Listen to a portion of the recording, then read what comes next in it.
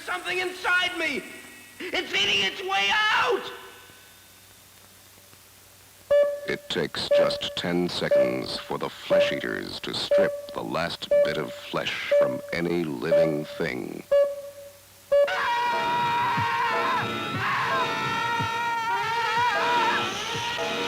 It's eating its way out.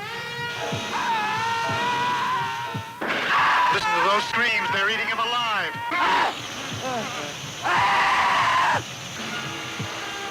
These things want flesh, any kind of flesh. And once they sense it, they lead their ways to anything that comes between them and their meat. They stood alone, surrounded by the most abominable threat ever faced by human beings. Don't touch those things!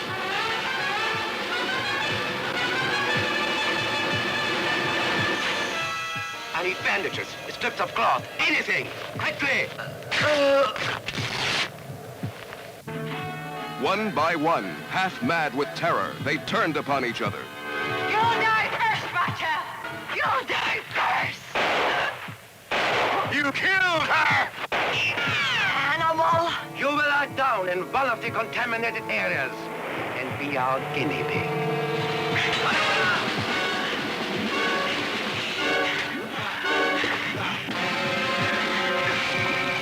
What was the dread secret of this horror that was born out of science and madness?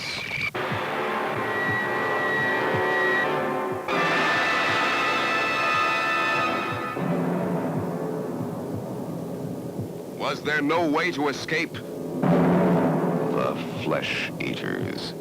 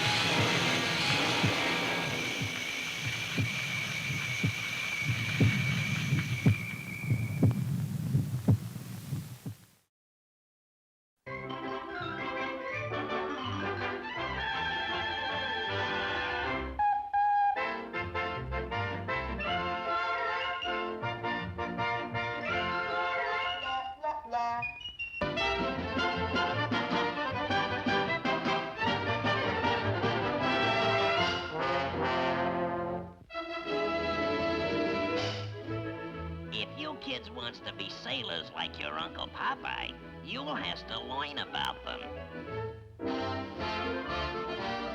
Boys, this is the famous boat that George Washington couldn't have crossed the Delaware without.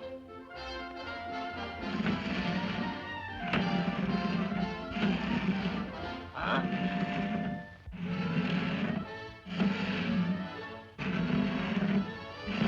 Come on now, breaks it up.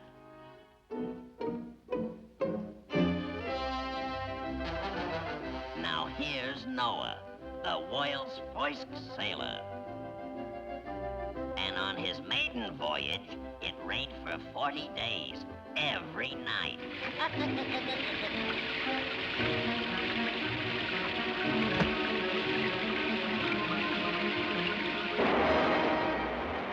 Hey, you kids will get us thrown out of here.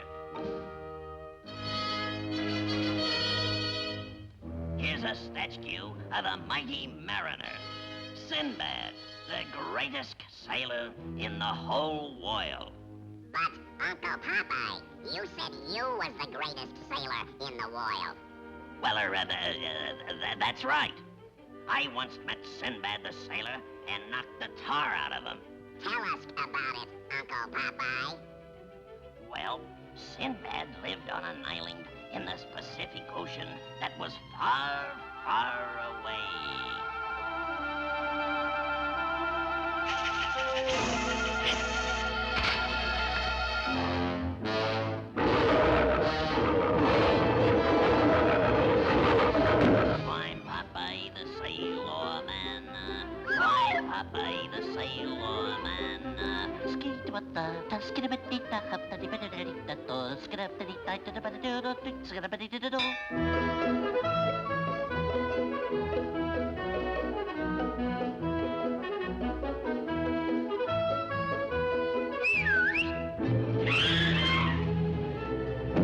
Wreck that ship and bring me the girl.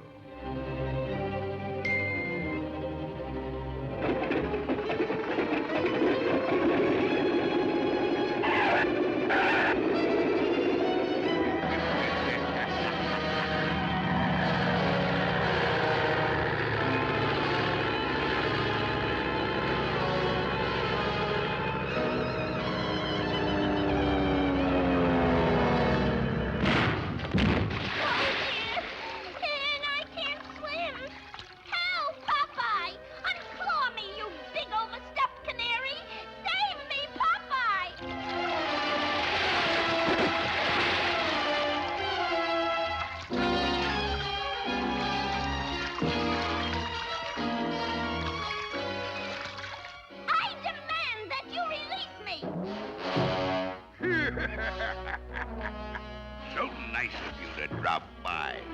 I never talk to strangers. Come on, Whippy. We has to save olive oil.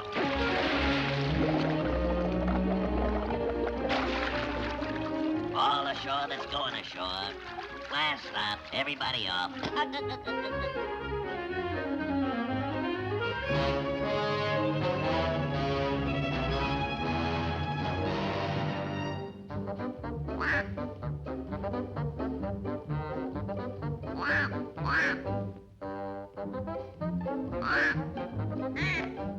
Well, nothing ventured, nothing gained is what I always says. Oh, this sure ain't no tunnel of love. I can tell you that right now.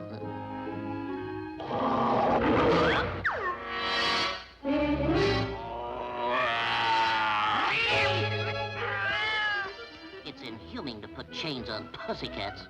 Help! Popeye! That's Olive.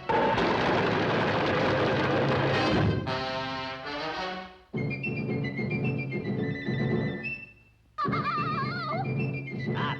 The jig is up. Oh, Popeye! What's up, you dukes, you sea-wolf?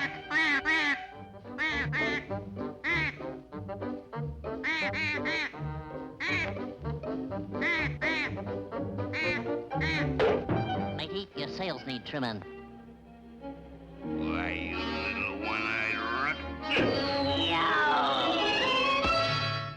Hey, put me down, you big worm snatcher. Popeye, come back! Don't leave me, Popeye! Oh!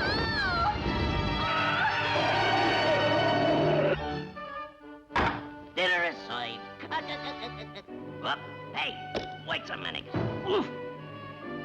Get rid of him. Yow! One for you and one for you.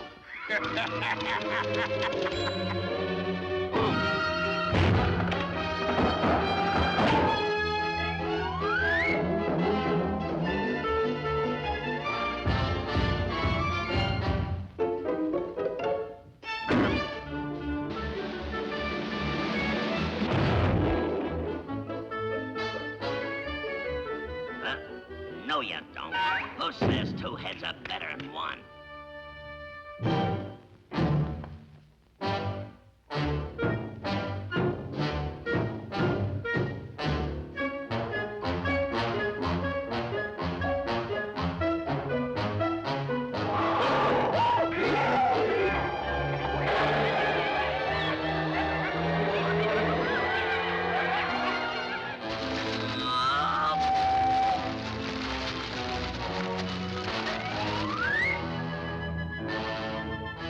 Nobody can beat me.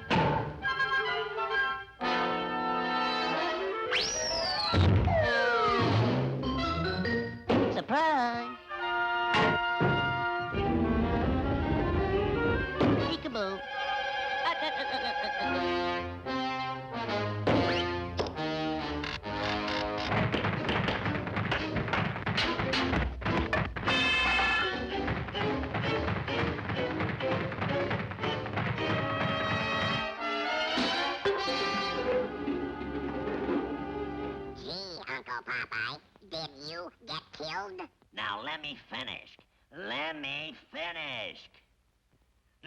must be spinning and rolling towards the edge of the cliff and...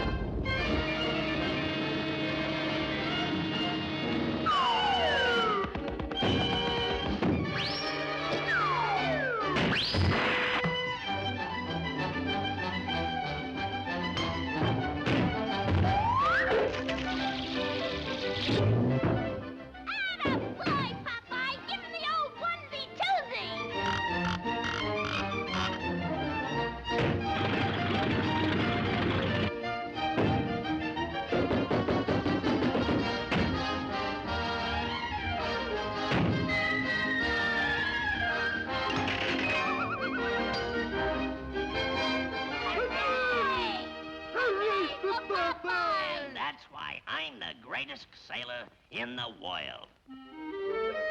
Huh?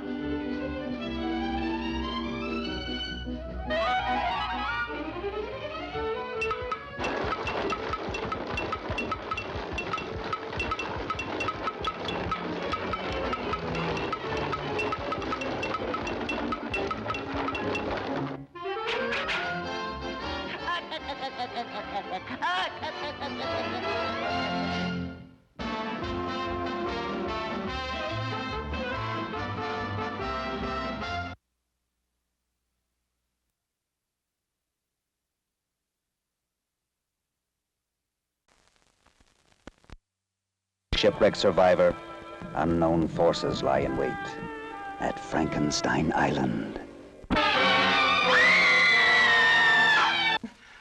What have you done?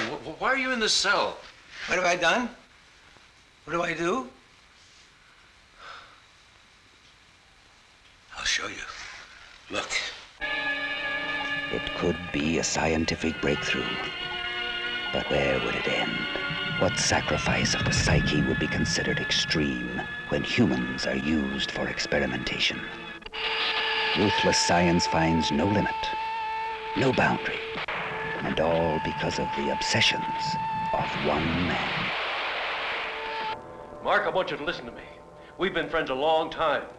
Now, you owe something to that friendship. Oh, Doc, you were yourself. You wouldn't be asking me to do anything different. Right, they've been feeding you dope ever since you got here. Strange beings exist at Frankenstein Island. Strange compulsions.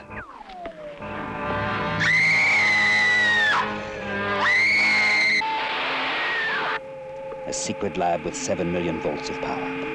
It's a mind warp. Frankenstein Island. Rated PG. Parental guidance suggested.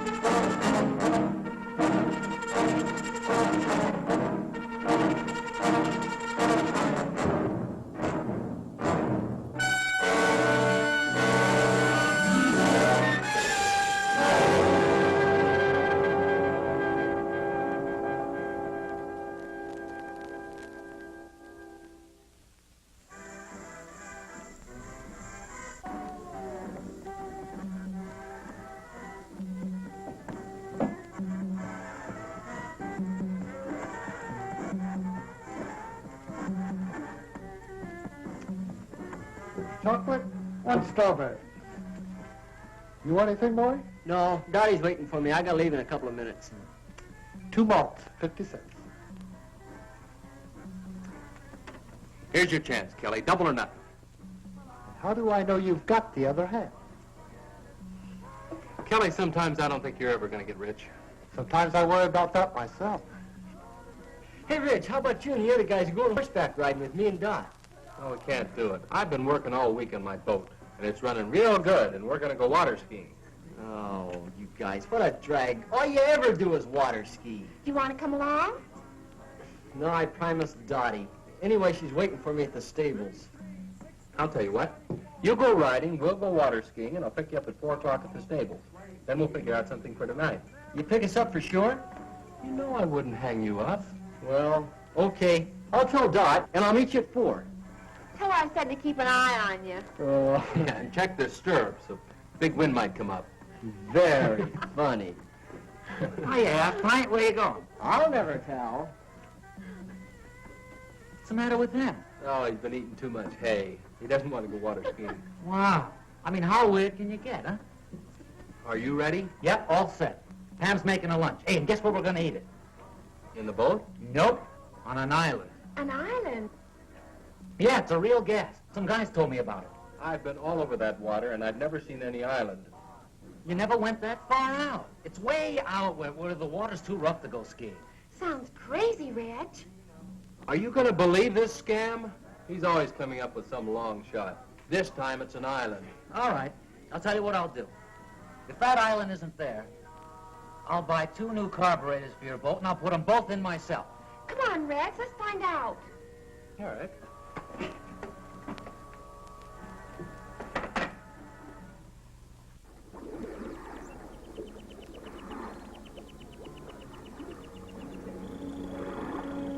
I told you this island was here. Nobody ever believes me. Funny we never knew about it. We do now. And it'll make a crazy spot for beach parties. Let's take a look around. Yeah, let's.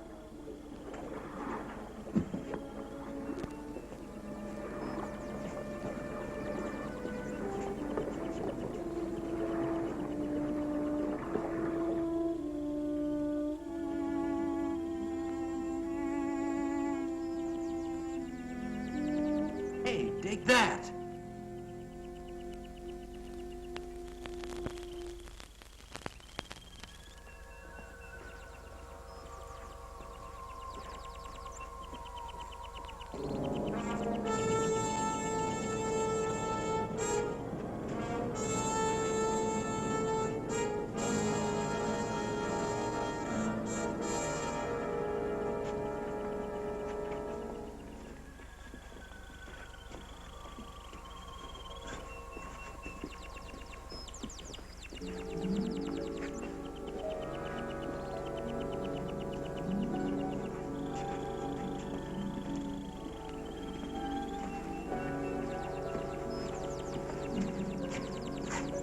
Reggie, look.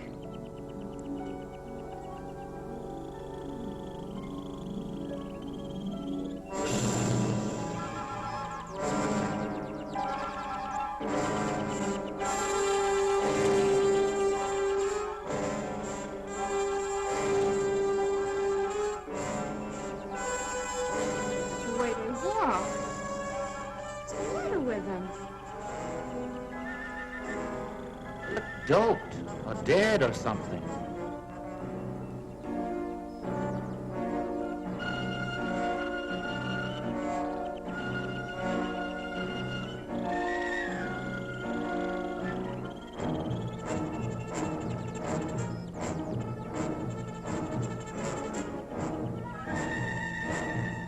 She's seen us. Let's get out of here.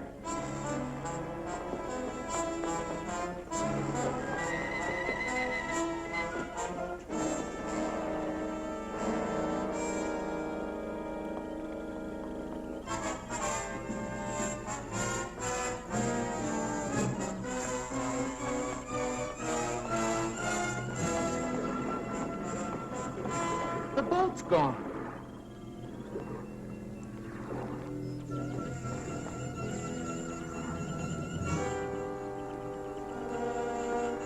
Well, they couldn't have taken it far. Who couldn't have? Well, the people on this island. Maybe it floated out. No, I tied it real good. Well, let's not get panicky. It has to be somewhere on the shore, so let's circle around it.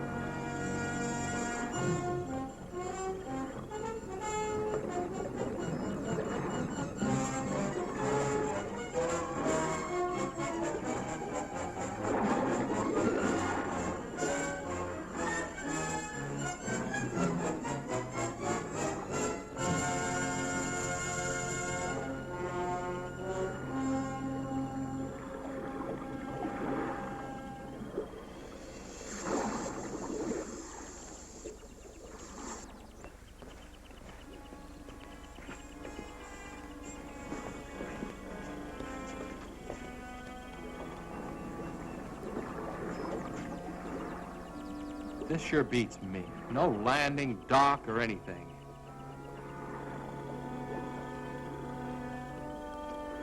They might have tied it up at a better place. We better go see. Not me. Julie and I'll wait for you here.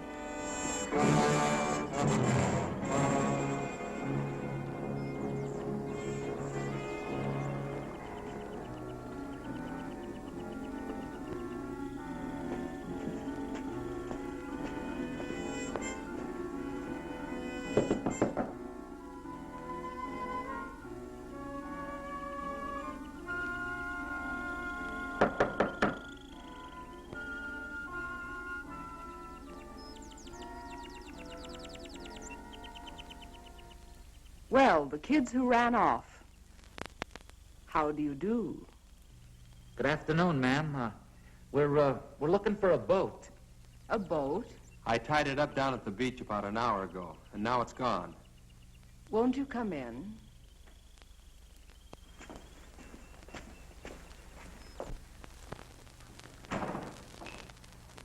I'll get you a soft drink. Oh, thanks, ma'am, but we just... Oh, yeah, a soft drink. That'll be fine.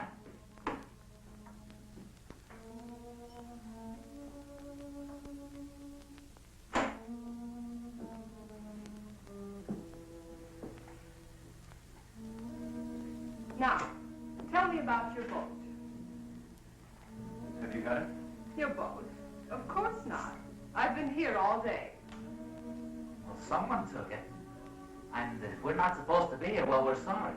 I mean, if you'll just give us our boat back, we won't come back anymore.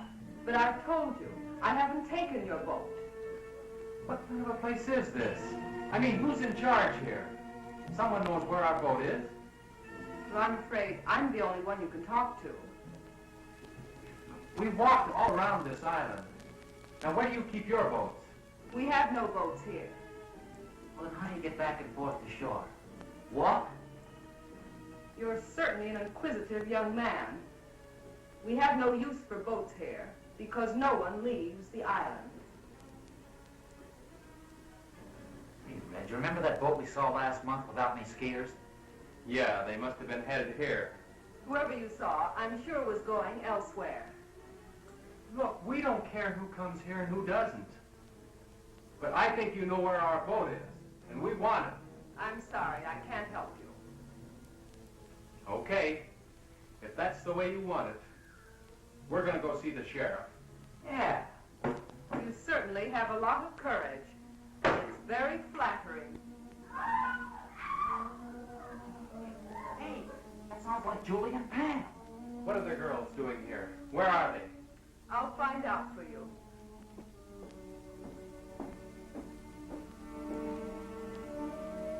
Ivan? Ivan, are the two girls there?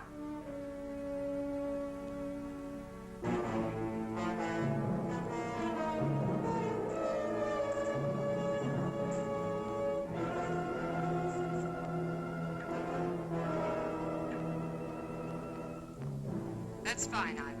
We'll be down to see them.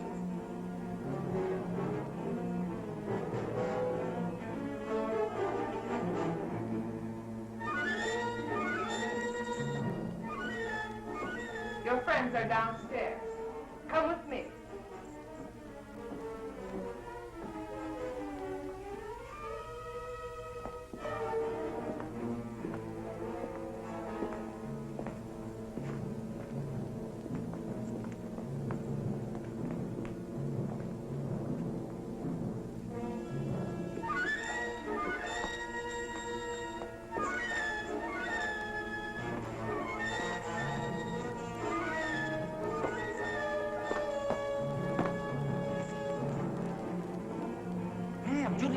What's going on? Hey, come on now.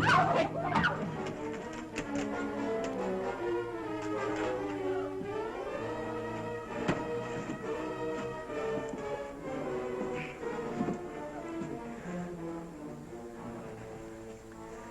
You'll have to excuse Ivan's manners. He's very strong and sometimes forgets himself. If you behave yourselves, he'll not hurt you. Hey, what are you going to do with us?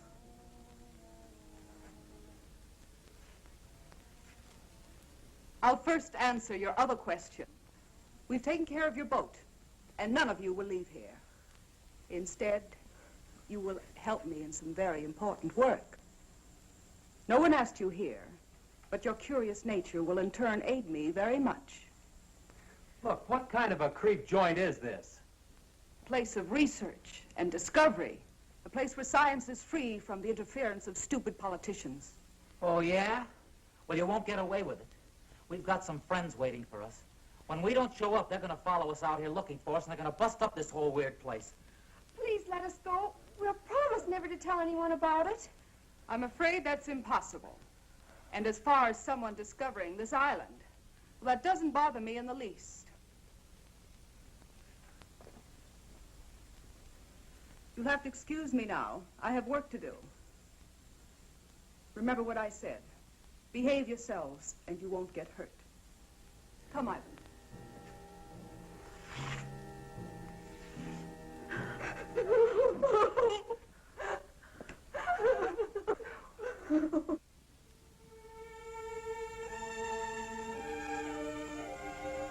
Hi, Kelly.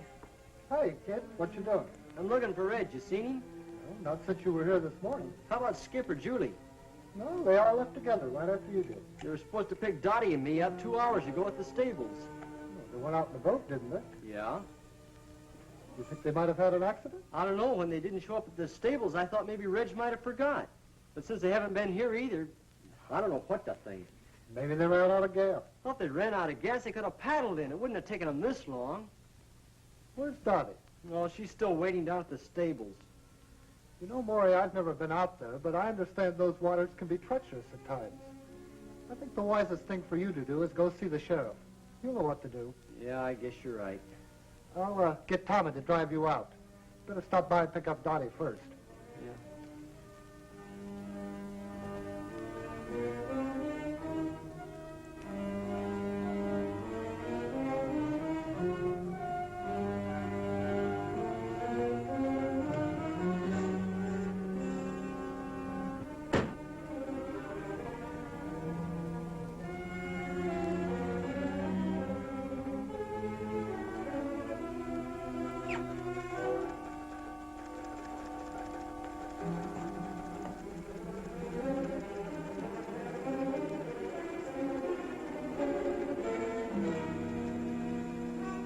Help you?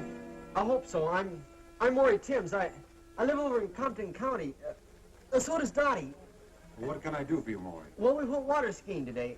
No, I mean, we didn't go water skiing. We went horseback riding, but, well, Reg and the other kids... Oh, let me tell him, Maury. Well, that sounds like a good idea. Well, the kids we run around with, 4 of them, they went water skiing, and they were supposed to pick us up at 4 o'clock. At the stables, where we went riding. But they didn't come. Not at 4 or 5 or 6. Well, what kind of a boat did they have? Well, it's got a homemade hull and a souped-up V8 engine. Was it likely to break down? Well, no, I don't think so. You see, Reg, well, he keeps it in tip-top condition all the time. Well, I think you better talk to the sheriff about this.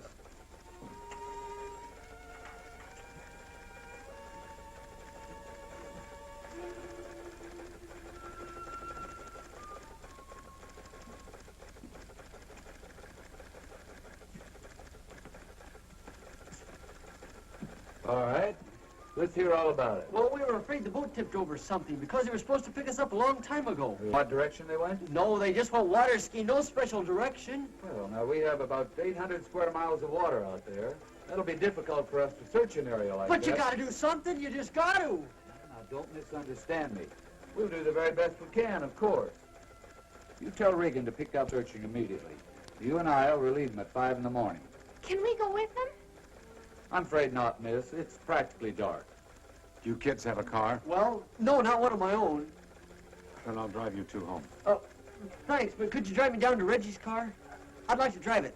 Reggie doesn't like to leave it outside. All right.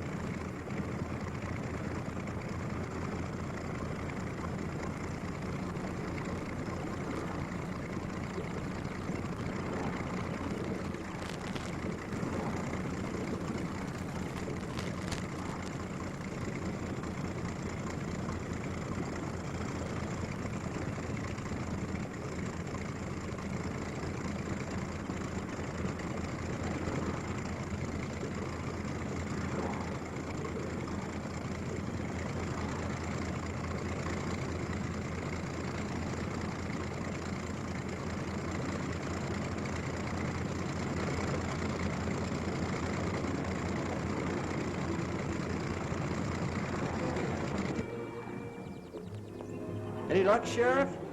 I'm sorry, son. Nothing yet.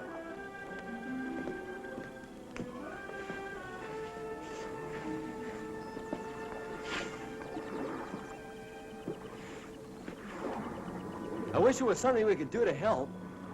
Hey, let's take one of Wally's boats and look around. Wally won't mind.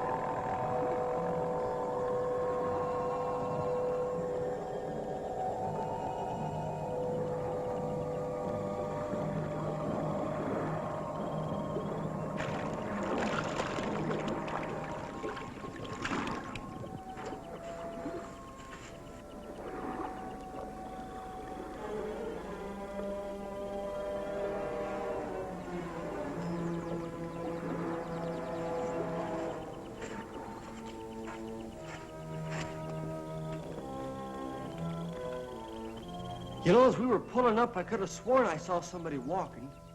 You must be carried away. If they were here, we'd have seen the boat. Look!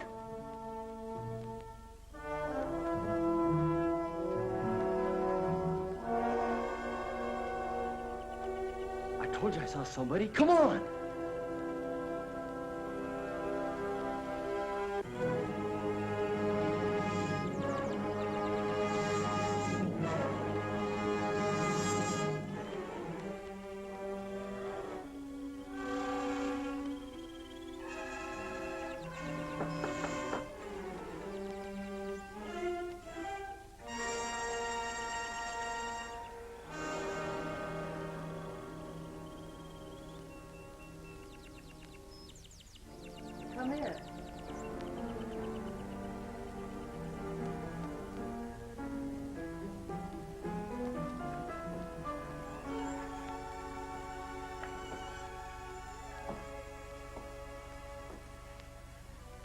Are you looking for someone? We saw a man back there. We were trying to find him. He's gone now. Can I help you? Well, I guess you can. We were going to ask him if he saw anybody. 4 kids in a boat around here yesterday. Well, I'm sure he didn't. Neither did I. You see, we were both inside all day yesterday. Do you live here? Of course. Would you like to take a rest? No, we better get going. You see, we're searching the water for our friends. We think they might have drowned. Why, that's terrible.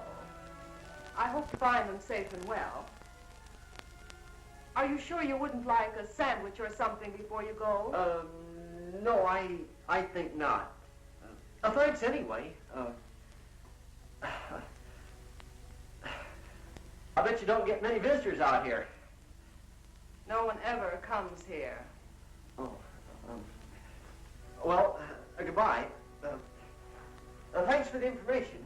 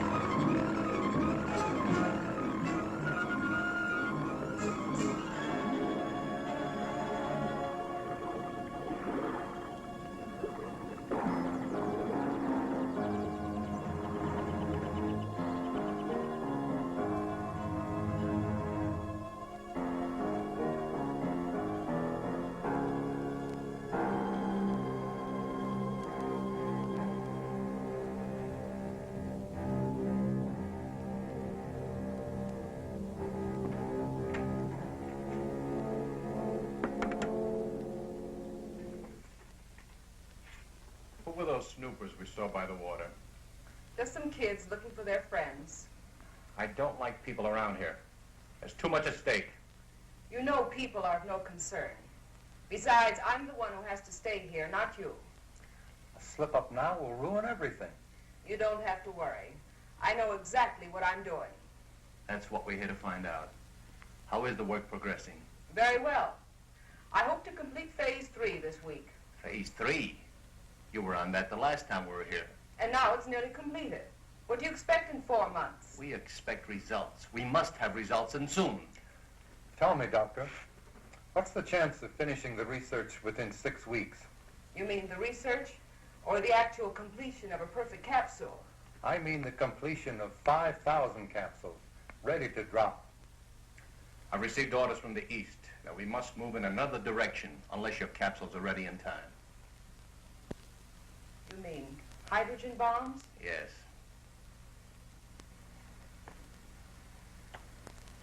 Fools. The stupid fools.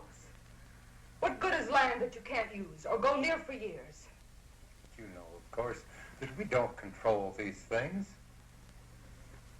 Well, what about it? Can you speed up the work? It is possible. But I've run into a factor that may give us trouble. Come and see for yourself.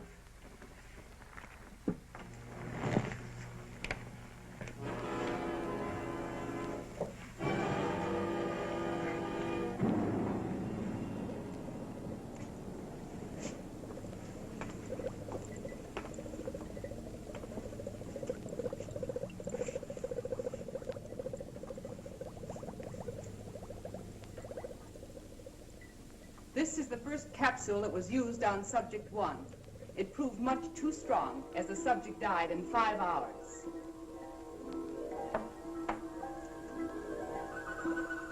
I worked out this highly concentrated buffer and tested it on 4 separate subjects. And the results? About 0 consistency. Have a look.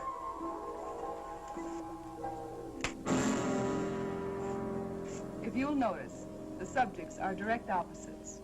One has no spark, no desire for anything. The other teems with rage. What about that fellow we saw last month? His reaction was perfect. Ivan, the perfect slave, desire to work, perfect health, and obeys every command. With half the people on Earth in his condition, we'd have the epitome of civilization. In the bombing of the United States, how many would turn out like him? Not enough to take care of the wild ones. You couldn't possibly drop the pellets as they now exist. Then you must find out what it is about Ivan that produced the effect. I've performed every practical test on him. His body chemistry is basically the same as the rest. Well, you'll have to figure it out. I don't believe it can be done in short time. But there is an alternative. What's that? It might prove dangerous. But if time is of the essence...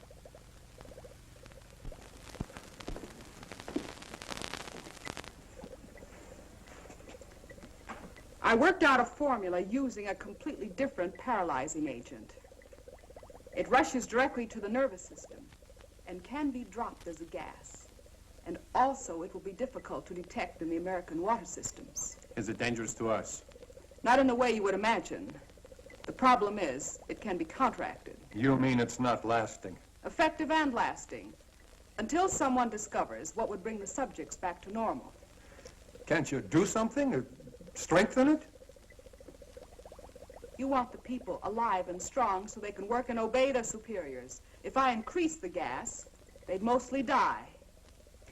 But if they cannot think for themselves, how can they possibly reason a counteragent would help them? That's where we would have to gamble. At least until we had time to develop a second gas. How effective is it? I'll give you a demonstration.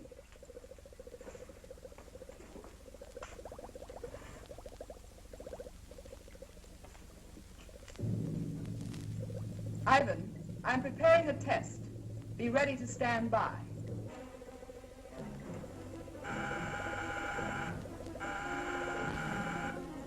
You'll now be able to see the effect taken by a near-human subject.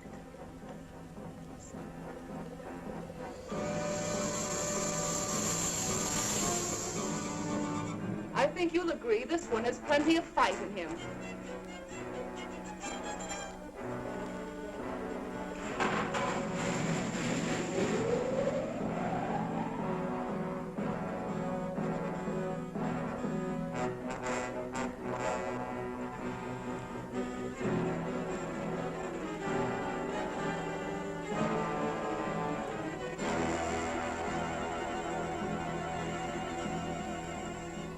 Now we tame the savage beast. Ivan, come and get him. You can take him to one of the old cages. It's amazing. In a matter of seconds, his temper completely suppressed. I won't even have to lock him up anymore. Although, unlike a man, he's not useful. After I run some tests, Ivan will destroy him.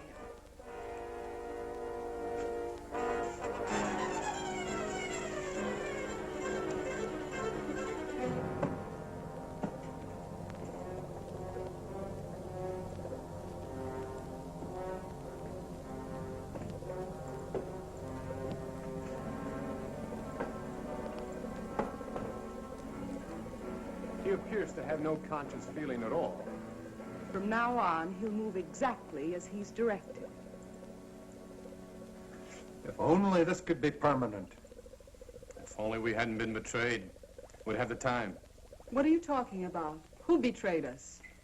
Do you remember Felix, our contact in South America? The one that helped you with the passport? Very well. I last saw him in Buenos Aires. The reason that passport looked so good was because it was a legitimate one. We recently found out that he was a United States federal agent. Where is he now? Dead. But we don't know whether or not he had enough time to contact his office about this operation. This is the reason for the change in time element? If he did talk to the Pentagon, they'd soon find this place. Then it's up to you. If you want to take a chance with what you saw, then I'll hurry along with the final tests. I have 4 human subjects to use. 4 new ones? The friends of those kids you saw outside. Are you sure they won't be back? I rather doubt it. But if they do, we can handle them. We better stay here a few days, just in case.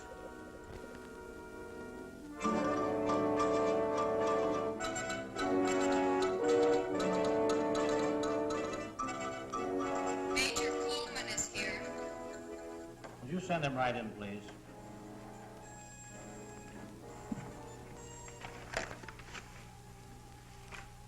Did you bring everything they found? His suitcase contained mostly clothing and personal belongings. I have all the papers we located, but I'm afraid they don't help much. He couldn't carry anything of importance with him. Is there any chance of finding the body? If we do, it probably won't tell us much. The murderers undoubtedly checked his clothing. Everything addressed to Felix. Is that the only name he used? He used the name Felix in Argentina and Mexico. Even the police in Buenos Aires were unaware of his identity. We have other agents in Buenos Aires. Why didn't he contact them? Colonel, we felt this assignment was the most critical we've ever been on. We tried to avoid any possible channel of detection, even our own agents. Your caution certainly didn't seem to pay off. Well, I suppose you're right. But we do have one thing, a photograph. This might lead us to their headquarters. First, we're sending copies of this photo to every law enforcement agency in the country. Every city, county, and state officer will be on the lookout for her. Second, we'll detach troops from bases in this area and cover the entire state. When we finish there, we'll move to another until we've covered the western states, then move eastward. I'll contact General Mundy for additional helicopters in that area. With your permission, sir, I'd like to also request Marine and Navy helicopters and every reconnaissance plane the Air Force has available. That's a big order. I hope we can fill it. It must be filled. Do you realize, Colonel, that if we don't find their base and stop them now, before they distribute this gas in rivers and water supplies across the nation, we'll be able to save at best 20% of the population when they strike?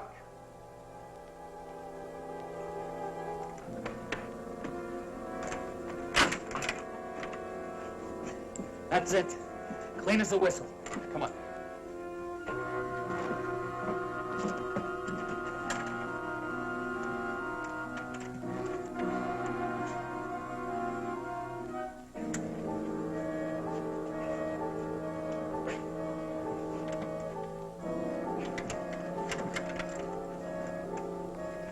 Can you get it all right?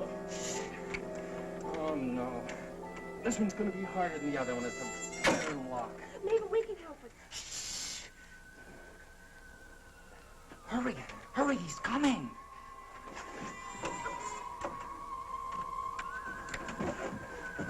Get back against the wall, quick.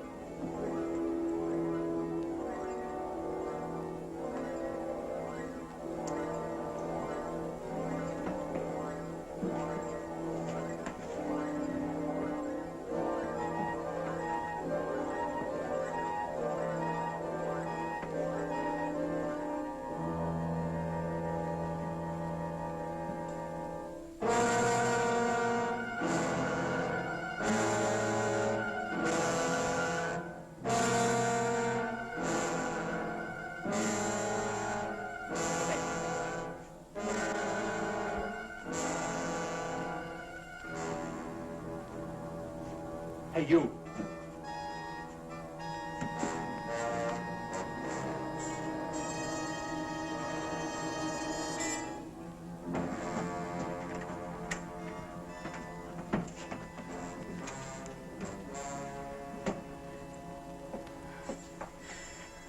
Every time he comes here, I'm afraid he's going to open the door.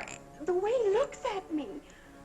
I don't think he can do a thing unless he's told to. He must be under some powerful drug. Maybe he can't hear us when we talk. Oh, he can hear us all right. Look, it's a good thing he didn't notice the broken lock. He probably won't be back for a while. You'll have time to open ours. No, I think we better wait till the last minute. Well, if he notices the broken lock, we'll be cooked. But now you've got the time. Look, Julie!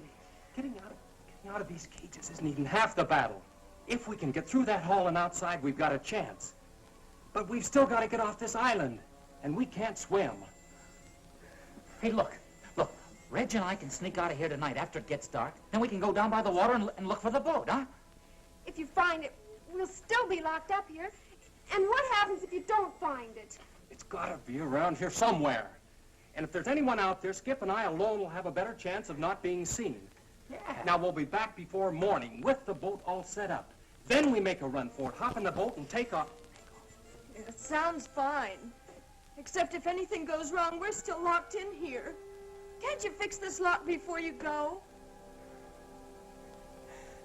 I don't think we'll be as lucky with that one. We'll probably have to break it into pieces. If he comes back here tonight, he'll notice it for sure. Hey, look. When everything's all ready, a little noise won't matter then. A couple of good whacks and we're all set. Reg, be careful out there. If they see you, they'll Now, probably... Julie, forget it. We'll be back before daylight. And if they do catch us, we can't be any worse off than we are right now.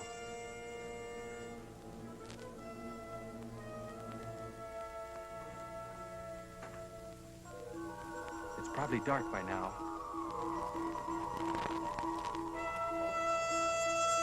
Come on.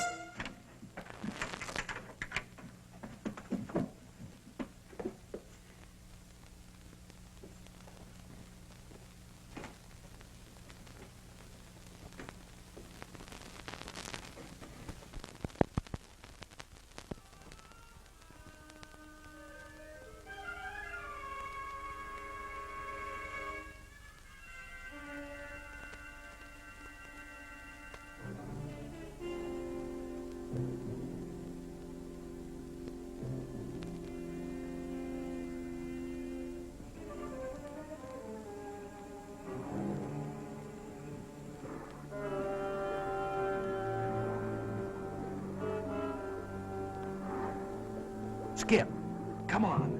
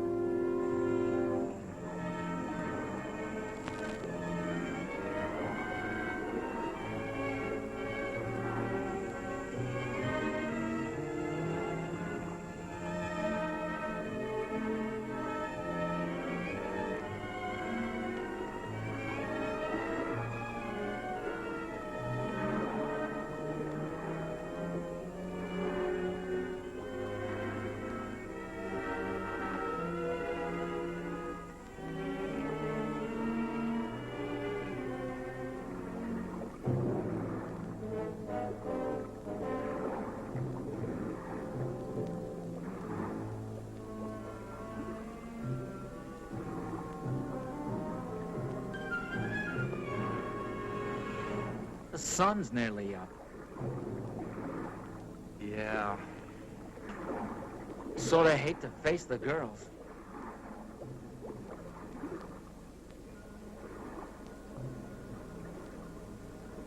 If I were a channel swimmer, I could make it in about 10 hours.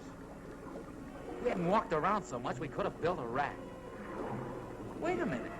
We could still get a good start on it. You know, Skip, sometimes you really amaze me. Come on.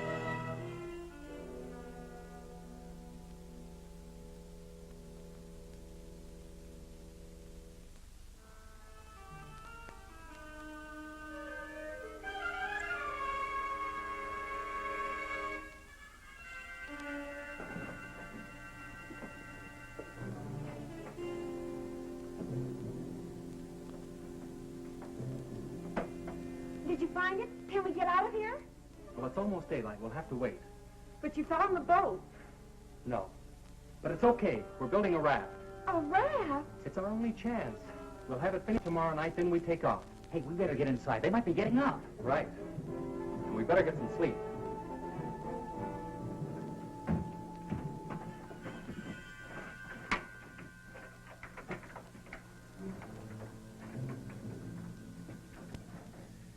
Where's the raft now? Oh, come on. Reg is right. Let's get some rest.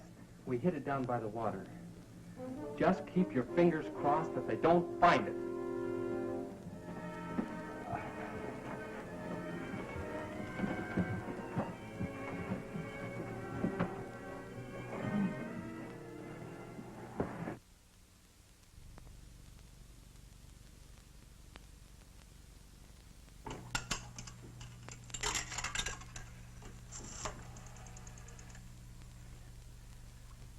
Hello? The sheriff, please. Oh, that's right, the sheriff's office. Thank you.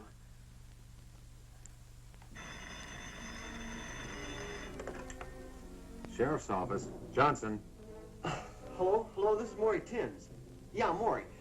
Listen, we were out in the boat today, and we came across something real strange. We found this island. We think the kids might be there. I see. Well, look, Maury, I'm due to go out on a call right now. The sheriff isn't here, so you'd better go see him in his home. His address is 233 Elmwood Road. Can you find it? Well, yeah, I guess so. We're not too far from there.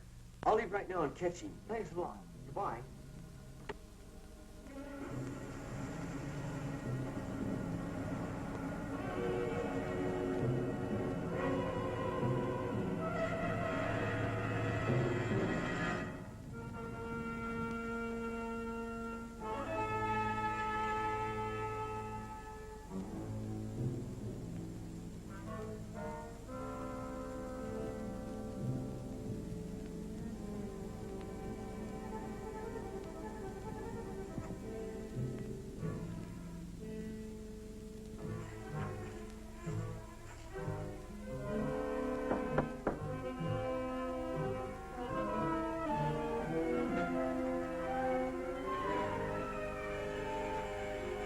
Well, hello, kids. Come on in. Sorry to have to bother you at home, Sheriff. Oh, that's all right, but we still haven't found anything. I think we did.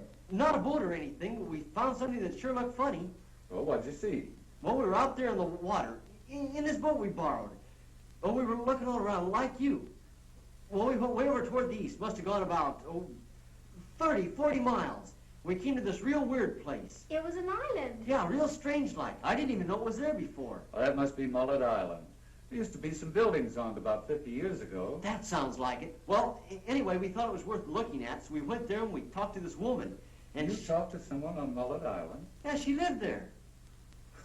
I can't believe anyone could be living on that old island. There's no facilities. She lives there all right. We saw her. Well, how odd.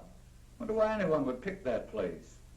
Well, what'd she say? Had she seen anything of the boat or the kids? She said she hadn't seen anybody, but we think she was lying. Now, what makes you think that? Well, we didn't think too much about it at the time. We wanted to look around the water some more. But Dottie brought it up on the way back. I'm sure she lied to us, Sheriff. And she might know something about the kids she's not telling. Now, wait a minute. If people want to live in isolation, that's their own business. They have that right. Don't you jump to conclusions just because this woman may have looked, a little odd. It's not that. It's, well, she... Now, look here. You're all upset about this thing. And it's a terrible experience. But do you really think that a person, anyone, would see your friends and then deliberately say they hadn't? What possible reason could they have? We don't know. That's why we came to you. I think you both let your imaginations run away with you. Now, I suggest you go home and let me handle this search. But I have to tell you the truth. I'm not too optimistic about it, after all the area we've covered. Have you been out to the island? Now, do you actually believe that your friends would go out there and stay this long? Well, no. Not unless they couldn't get off. She lied to us, Sheriff. I know she did. She told us no one ever came out there. And as we left, a boat was just arriving. Have you kids been home to dinner or any place since coming back from out there? No, we didn't want to waste any time looking for you. All right. If we get the boat now and ride out there and have a look around, Will that give you any satisfaction? Yeah, but, well, if we find anything, are you sure you can handle it by yourself? I think so, Maury. And if not, I've got a radio in the boat.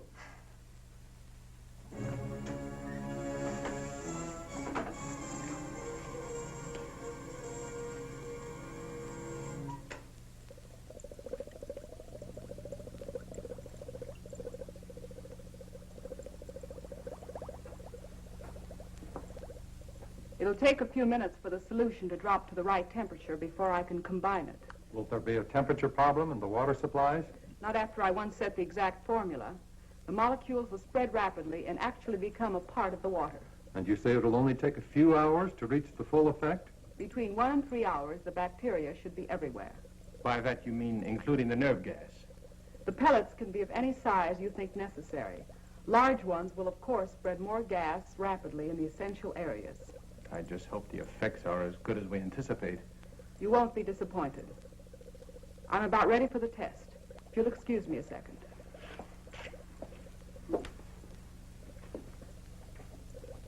Ivan, we're ready for the 2 girls. Would you bring them in, please?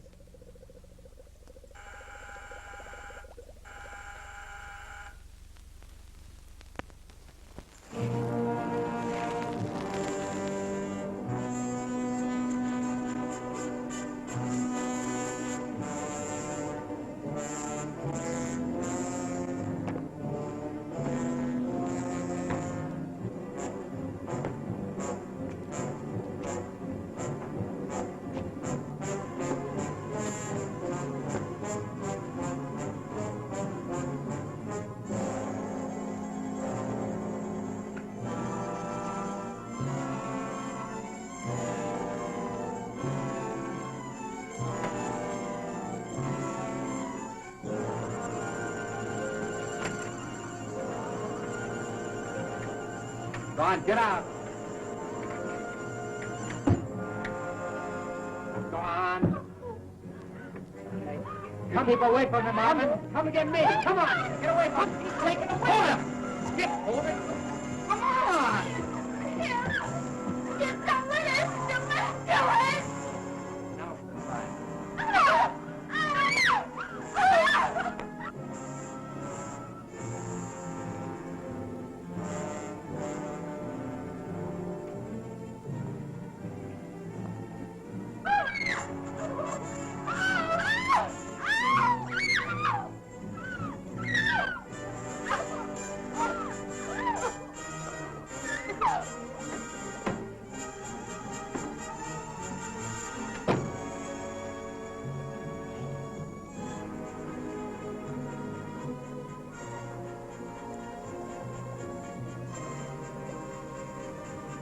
They put him in that room to kill him. Oh, we can't rush them. They must have guns. If we'd have only gotten out of here last night.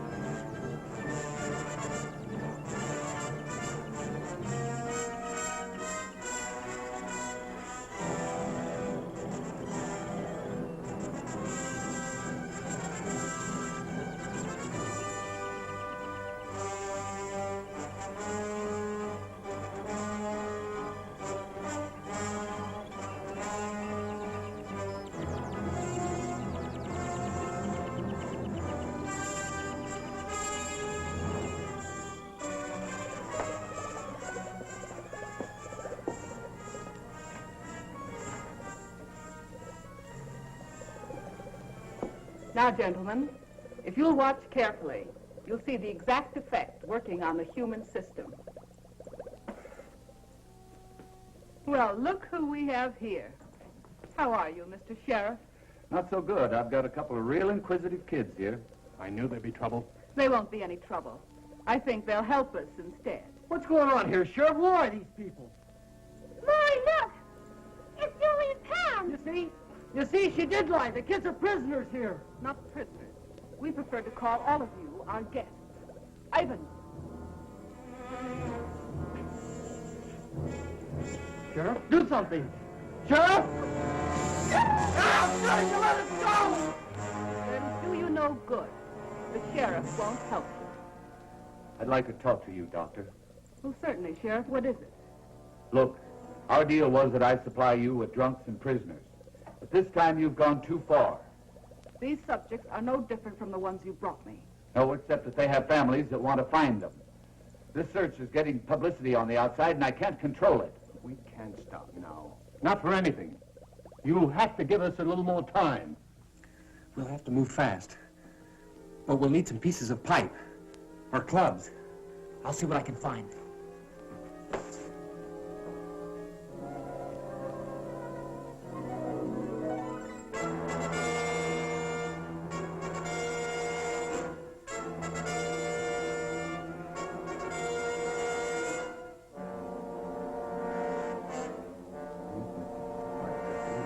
Agree with you.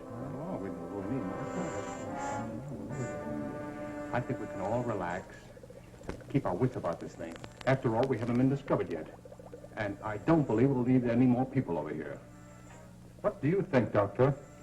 I was never one to complain over a simple problem. Simple problem. Do you realize I do realize. And I also understand thoroughly what we're all expected to do. I'm doing my job under the same conditions as you, only I don't complain about every problem I run into. Very well, then. Perhaps you should appoint someone to take my place. Perhaps we will. All right. Do what you think best. Let me know what you decide. We certainly will.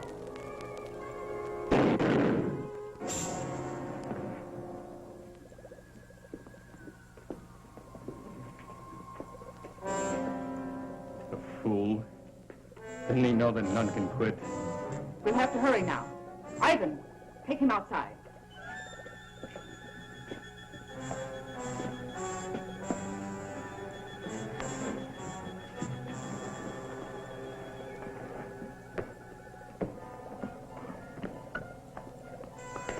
Where do you want these two? Keep them there. They'll serve as a second test. Look, we gotta move now or it's too late. Go to the door and let the girls out.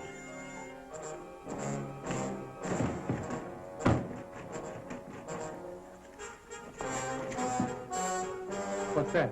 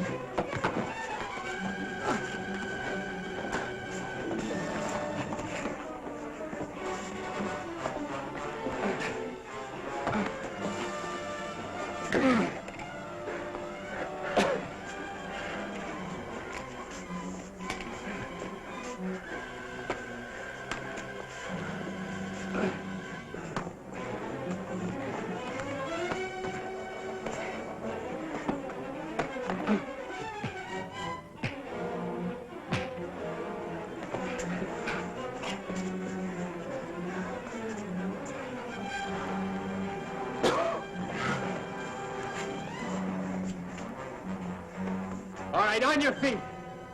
Come on! Hurry, Rick! Let's get the girls out!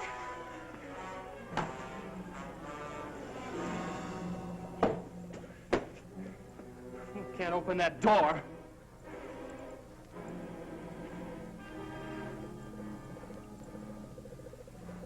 She can.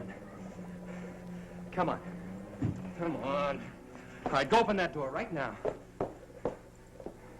You keep them covered, Maury. Right.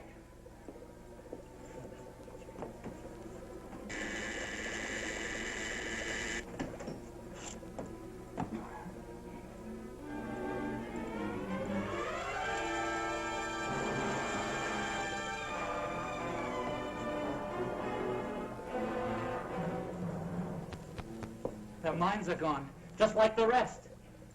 Yeah, well, she knows how to bring around, and she's gonna do it. All right, get started. Started with what? You know what I mean. Something to take care of Julie and Pam. There's nothing I can do for them. You'd rather feel a few bullets burn through you. Go ahead and kill me if you like, if that will help them. Look! You invented this stuff. It figures you can do something about it. If I could, I wouldn't, so you're wasting your time. Your time's gonna burn out if you don't do what I say. Hey, listen, Reg. When that gas is poured on someone, they lose their will, don't they? Yeah. After that, they do as they're told. Yeah, I see what you mean. Okay. Which way do you want it? All right, then get moving. Tell them don't go through it. Try it, you fool.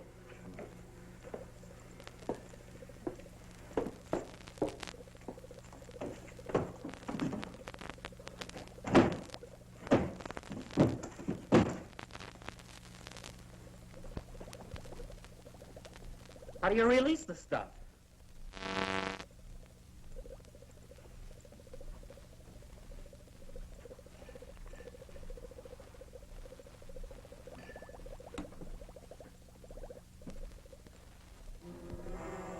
Hey, I think this is it right here.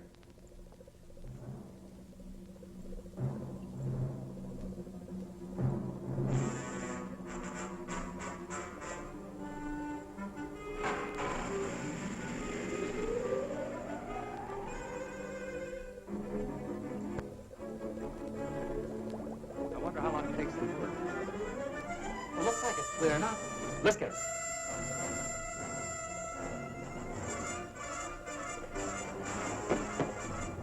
Get back. Don't you try that again.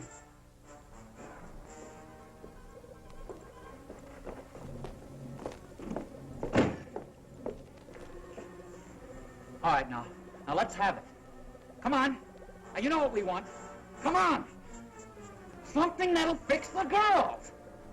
Come on now, I'm not kidding. Hold it, Skip. You understand me? Hold it. I mean it. We're doing something wrong.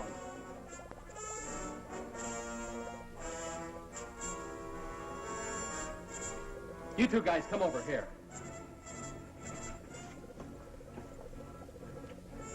All right. If you guys want to stay alive, you better do as we say. We can do nothing. Tell me how to get through to her. I don't know. We're not scientists. You know all about this gas, though. Hey, maybe she's an exception. What do you say we put one of them in there, huh? We'll get them to talk.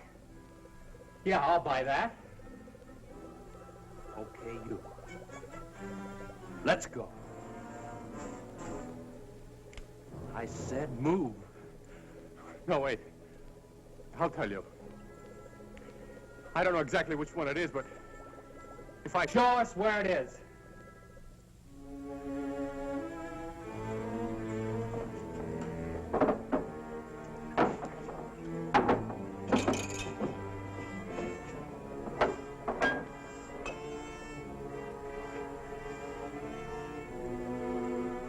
I think that's the one. What do you mean you think that's the one? Well, she only mentioned it once. I think that's the mixture to counteract the gas. Now, this might be poison. Let's give it to her first.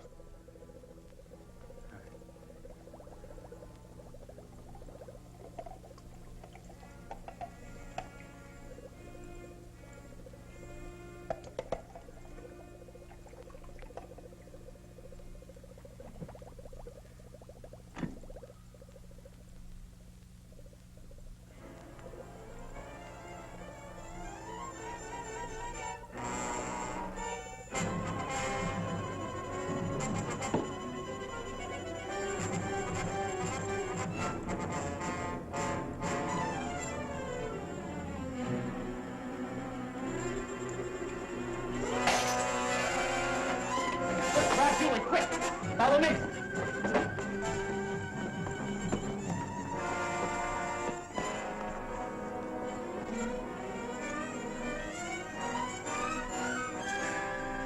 Are you all right?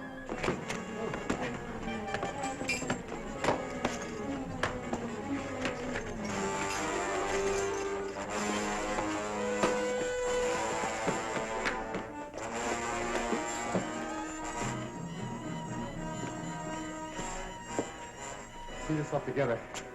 We have to stop them. The police boat. We'll have to put it away with the other boats before they reach it.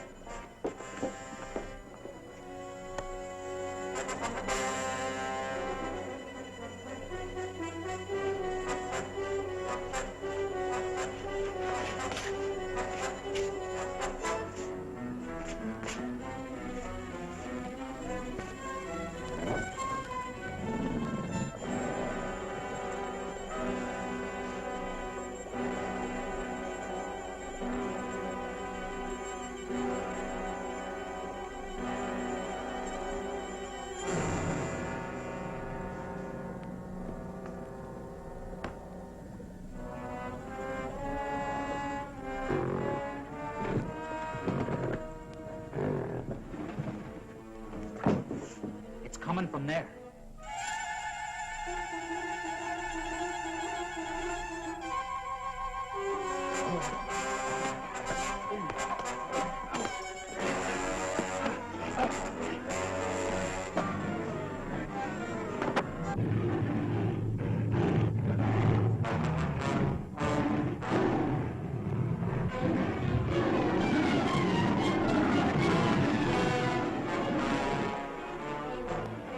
Come on, hurry!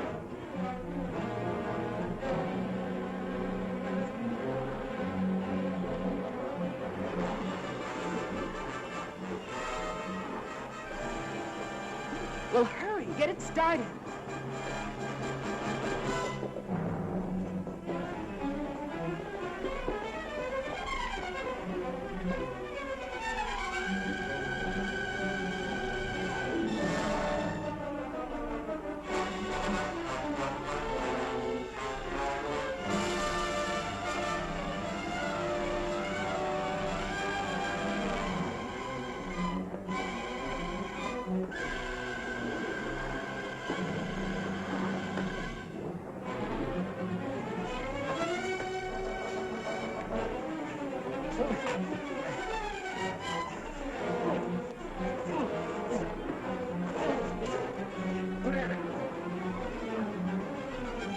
Come on! We can all fit in here. What about the other guy in there? After the gorilla's finished with him, I doubt if he can make it to the water. Let's go! With pleasure.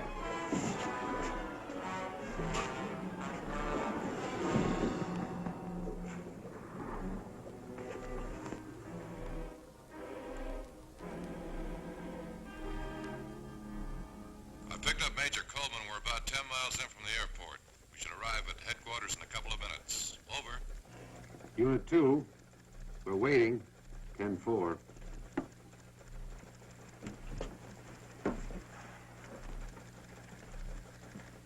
The Army will be very grateful to you kids. You know, it's funny that the picture of that woman just arrived this morning. You know, I'll bet if that sheriff had been here, you wouldn't have seen it at all. I guess you're right, Maury. I expect a full investigation of this office. We had a lot of prisoners unaccounted for. We saw quite a few men on the island. I guess they must have been the ones. Poor devils. I hope we can do something for them.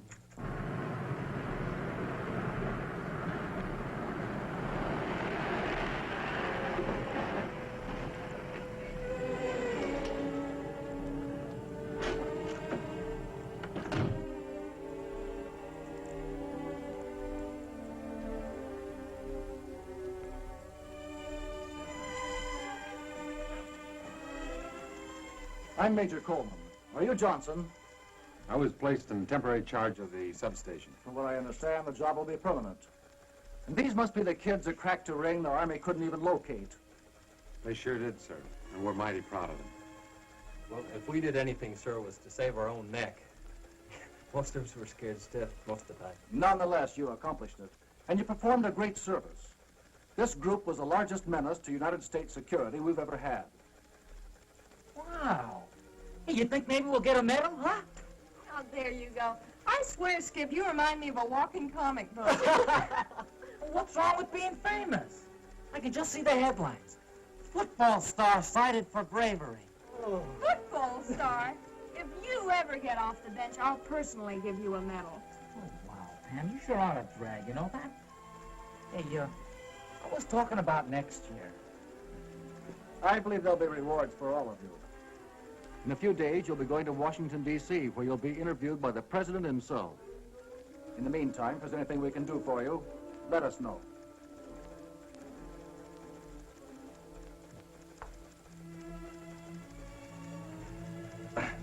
Major Coleman.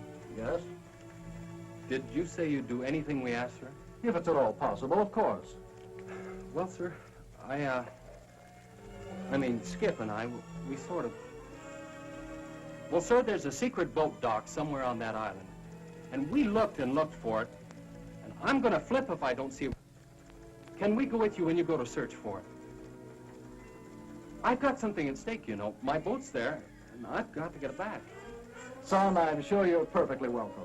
Come back in about 2 hours, and we'll be glad to take you with us. Thank you, sir. Hey, crazy. How about that? Well, what do you say we all have a ball, huh? Let's go water ski. Yeah. What do we use for a boat? Oh, yeah. Anybody for horseback riding?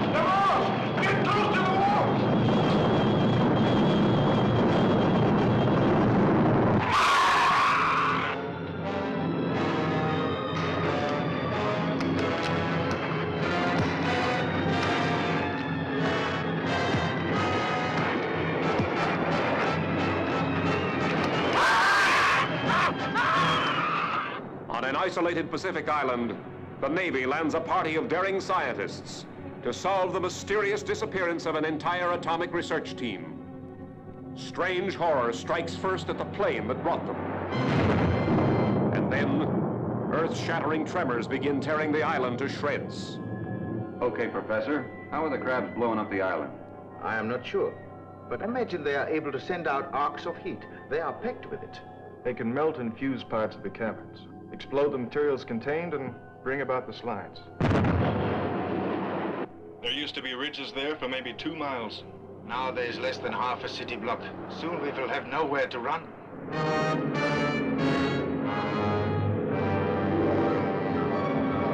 Fathoms deep among the terrors of the mighty Pacific, daring skin divers brave undersea perils that stagger the imagination.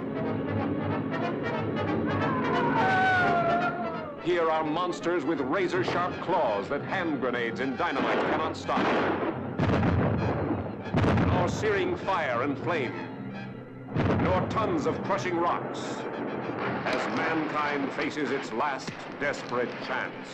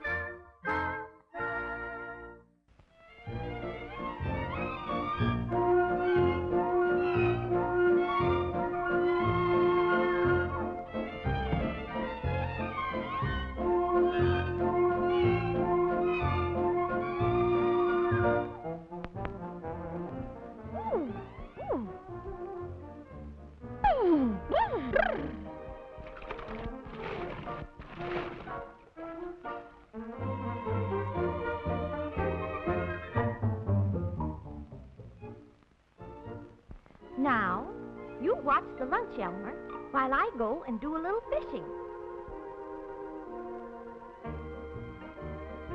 And if you don't, I'll...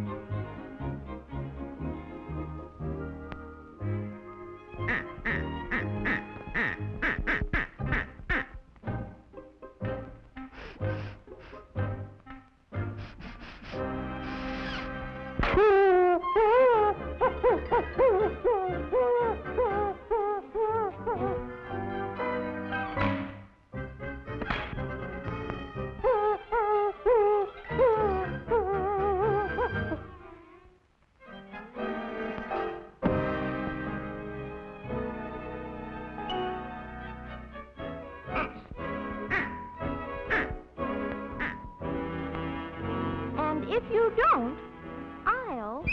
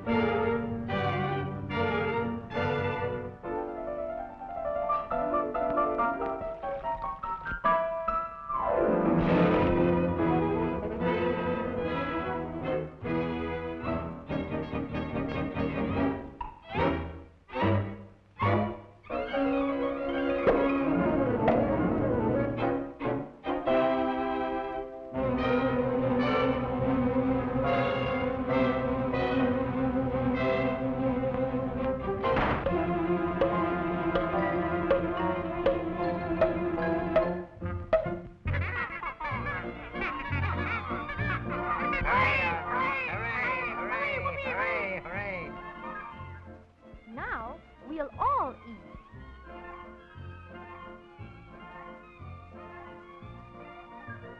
Where's the lunch? You want to know? Yes. Shall I tell her?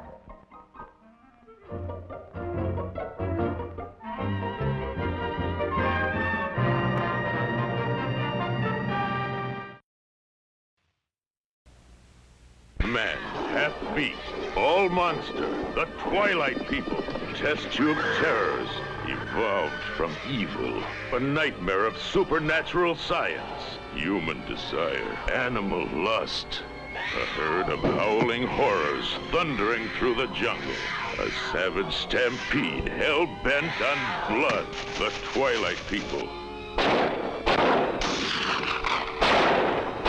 Screaming demons screeching through the skies.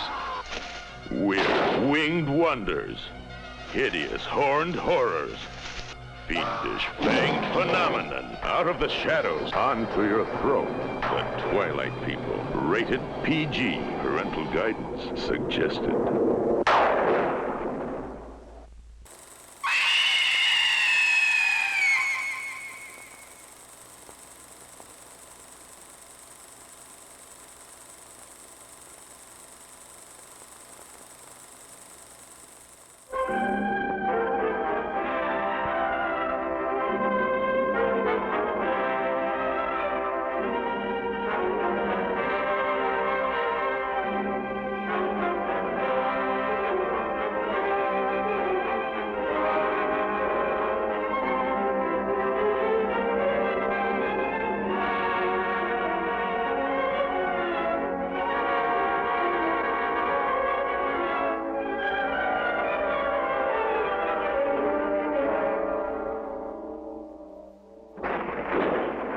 How many times have I stood before the symbol of my family's greatness? And now this crest and I are dying together. At another time and another place, I might have brought honor and glory to the House of Hammond. But instead, I shall leave a legacy of decay and unspeakable horror.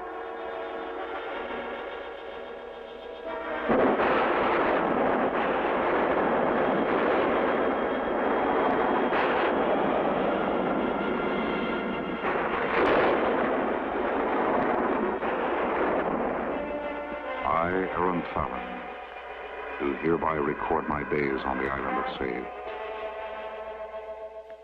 In the year 1870, I was aboard my father's ship, the clipper Lestrade, bound for the Americas. We encountered what was to prove tragic weather.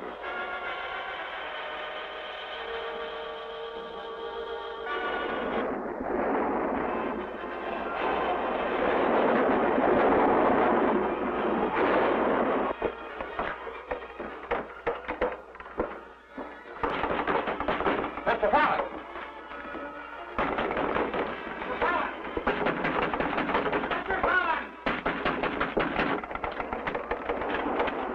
It seemed to me, Captain, that you've lost your schedule again. I cannot control the weather, Mr. Fallon. It is necessary that everybody assemble in the galley. We'll have better control that way. Very well. If those be your orders, I'll be along presently. We precious little time left, sir. He's breaking up fast. Let's get the devil out of here.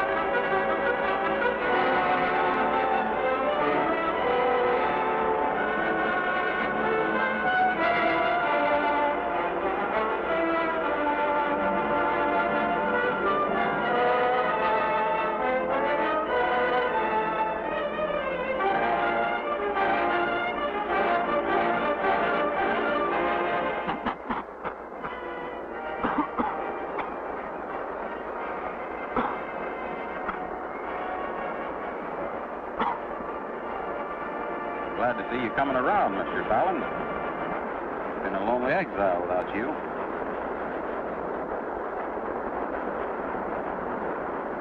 There were no other survivors? Not that I could find, sir. You were the only one.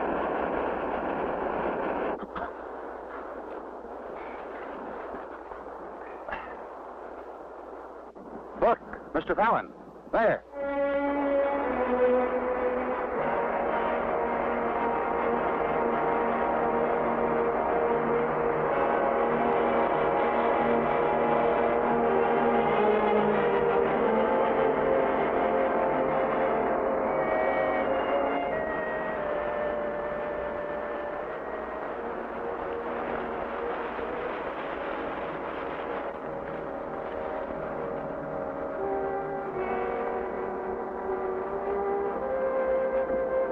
It seems as though we've been blessed with a bit of salvage of extreme value, Mr. Fallon.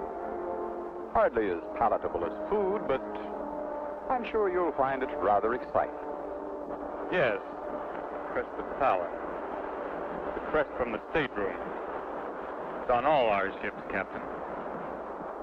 I'm quite familiar with the objects. And if you will be so condescending, we'll put it to a useful purpose. Might not be any banquet, Mr. Fallon, but tonight it'll seem like one. I'm not overly fond of fish, Captain. Tomorrow, see if you can find some game. I much prefer meat.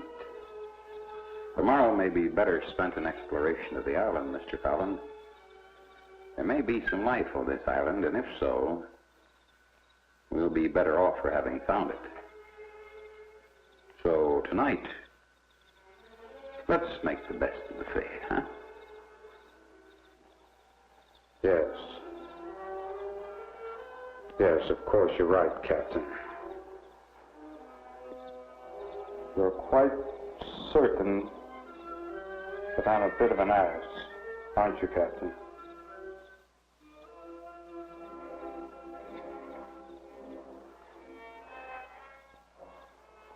I don't believe there's a yes or no answer to that, Mr. Fallon.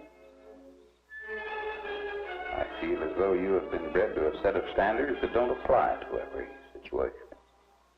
By that you mean our present situation, I suppose. Our present situation? Yes.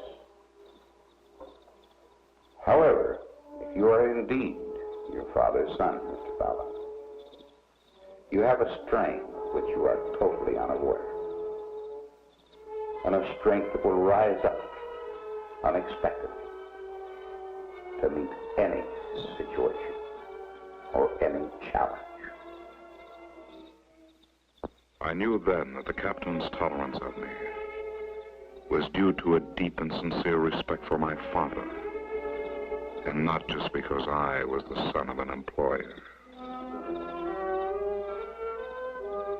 For the first time, I saw in the captain's face that wisdom and dedication peculiar to men who follow the dangers of the sea, but a strength that would crumble under the terror that was so suddenly forced upon us.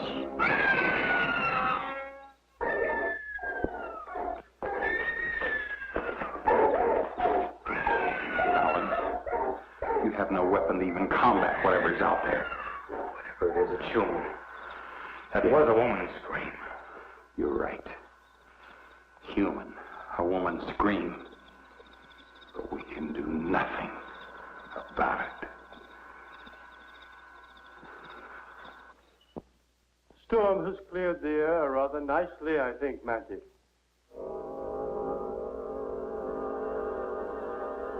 The dogs. They got out last night, didn't they? Speak up, Mantis. You permitted the dogs to get out, didn't you?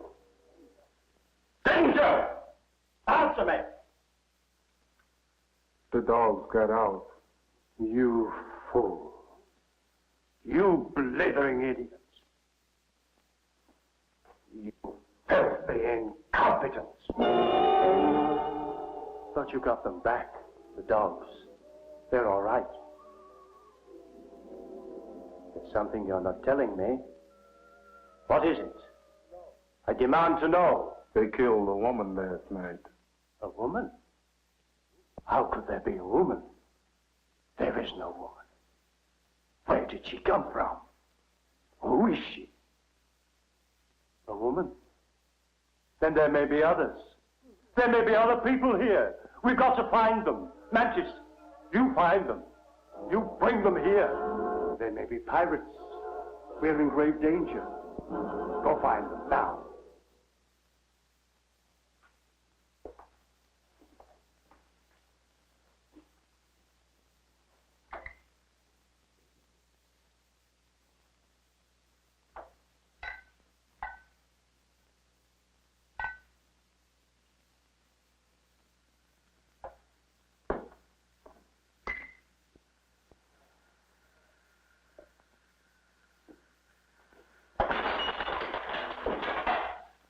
There must be a way.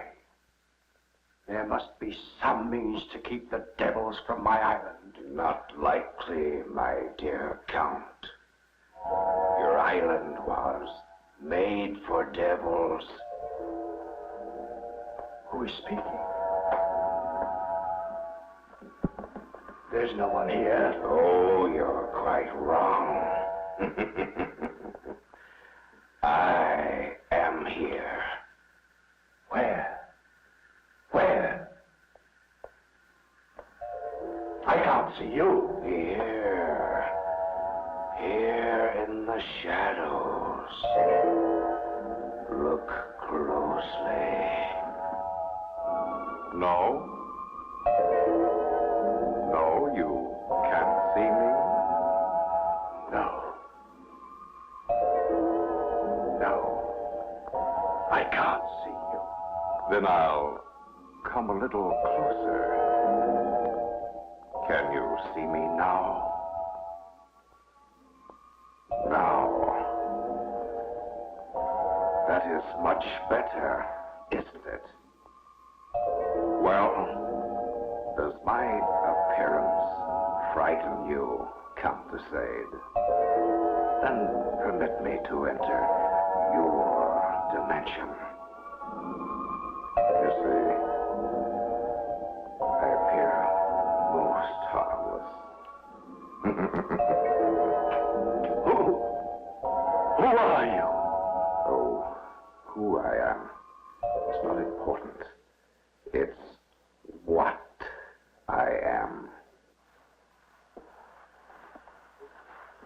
You see, Your Highness, I am simply a product of your evil, a reflection of your madness. Surely you must recognize me. No. No. I am not mad. How, therefore, could I know you? How then could you know me? How indeed, Count de Sade? You could know me by the things I can do. I can do every evil thing you have desired to do unto others. No. No. I have never wished evil. You have never wished evil on anyone. Count, recall the incident of the cobra. You thought it a convenient way to do in poor old Lord Balthrop. But you couldn't find a cobra, remember? All you had to do was ask me. It's really very simple. You see, there, on the table beside you. No. No. You're not impressed then? Well, you and I have many more, don't we?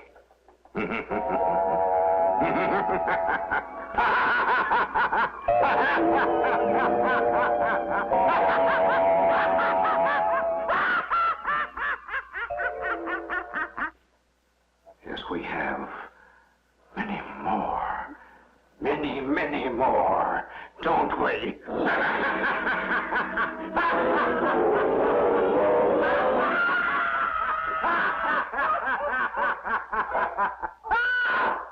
No, please, no! Very well. Another time, then. Obviously, His Highness is not amused. Now, do you still insist you're not mad? Perhaps it's the wine. Perhaps the wine is drugged. Yes. The wine has been drugged. Now, please go away. Since I am part of you, you have only to command me. However, I think it only fitting and proper that I leave a calling card. My calling card, a remembrance that you and I are always as close as you're mine.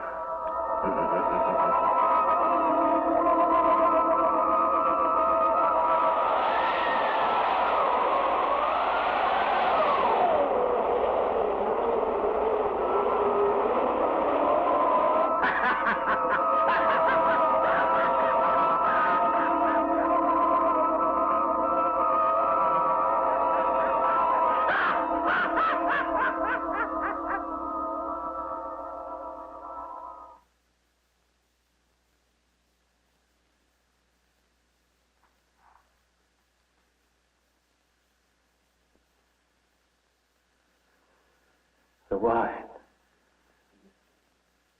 Yes. It was the wine.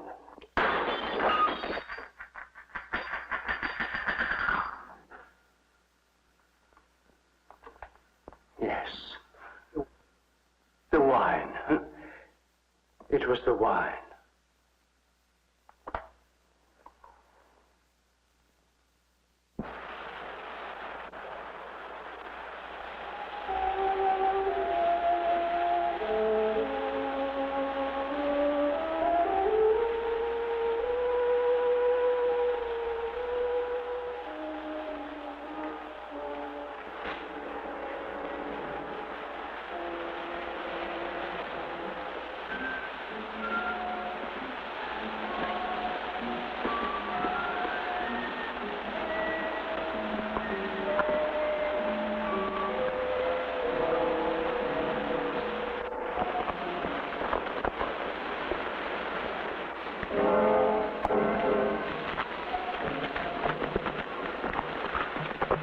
See? Tracks break this way.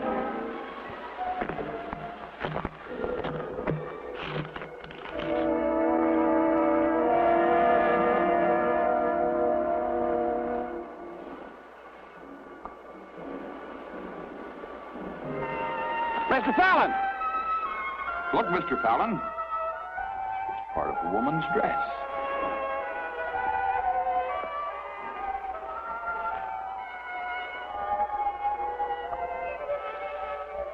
There was no doubt.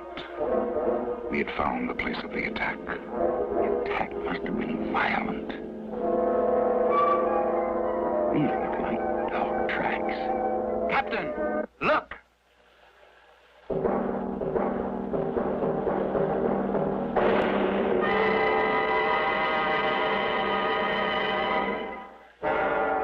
The captain recognized the girl. She was a passenger from our ship. And now she lay dead, a victim of some terrifying fangs. Her horribly mutilated body revealed an evil about the island that I had never seen before. In every shadow, I seemed to sense a strange and hostile presence. If the dogs belonged to someone on the island, we intended to find them.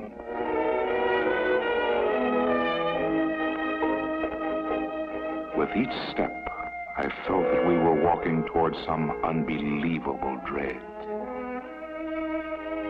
That beyond each turn of the trail lay some medieval and torturing trap. And I was very close to correct.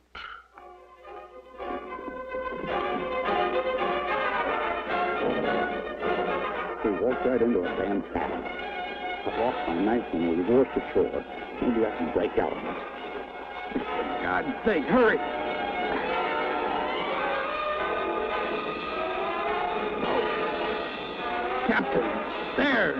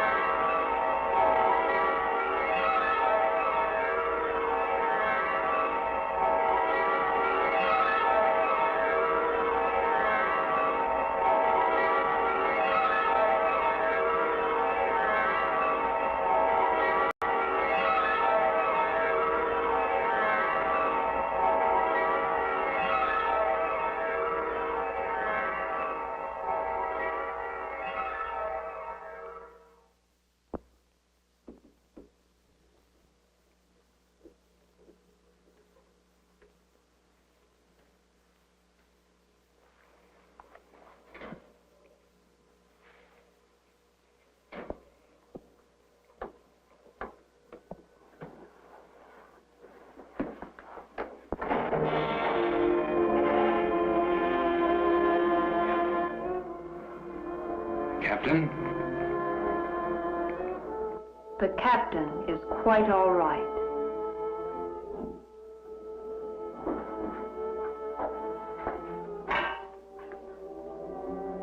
He's been given a potion. The pain was most severe. What? You're quite safe now. For in the castle of Count Laurente de Sèvres, there will be time enough for your questions. It is important only to know that your friend will recover, and that nourishment awaits you. If your strength will permit, the Count requests your presence at evening meals. I am grateful. The captain is lying on a very cold floor. In his condition, pneumonia could surely occur. You must have accommodations. I said your friend would recover, sir. The Count has seen fit to offer lodging and refuge. I'm not in a position to question the extent of his hospitality. If you desire to put the captain in your bed, by all means do so. I was sent to announce that the Count has elected to share his evening fare with you. An obligation I have now discharged. If you wish to show your lack of gratitude by refusing, then I'll relay your indiscretion. I most certainly want to meet the Count. If you would permit me a moment. Captain.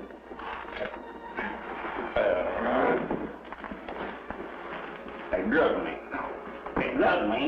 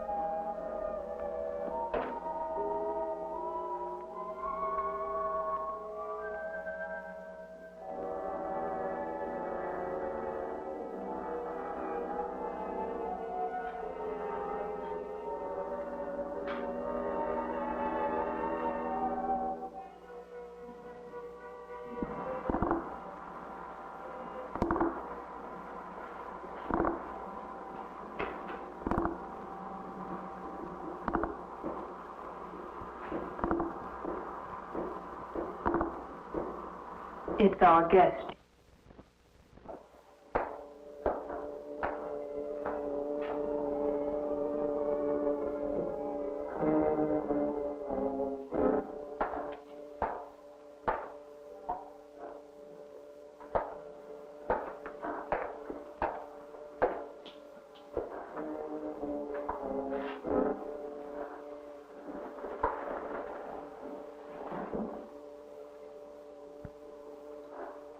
I am in your debt, your lordship. Please, sir, the Count will not tolerate conversation during repast. Talbot County can damn well go to hell.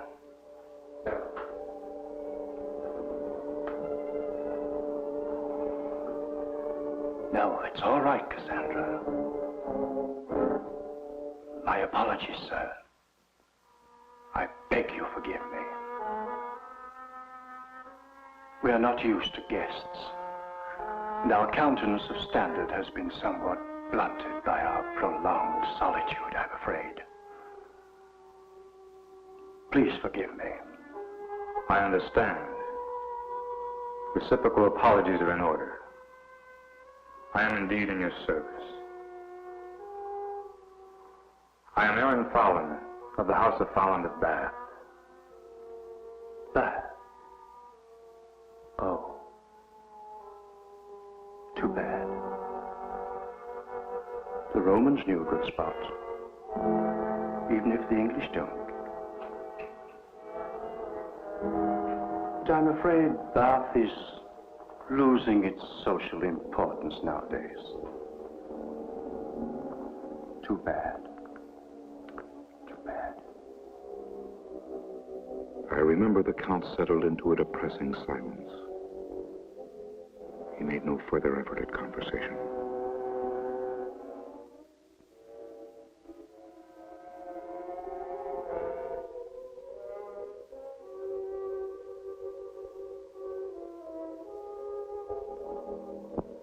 I suddenly felt some strange compassion to analyze my host.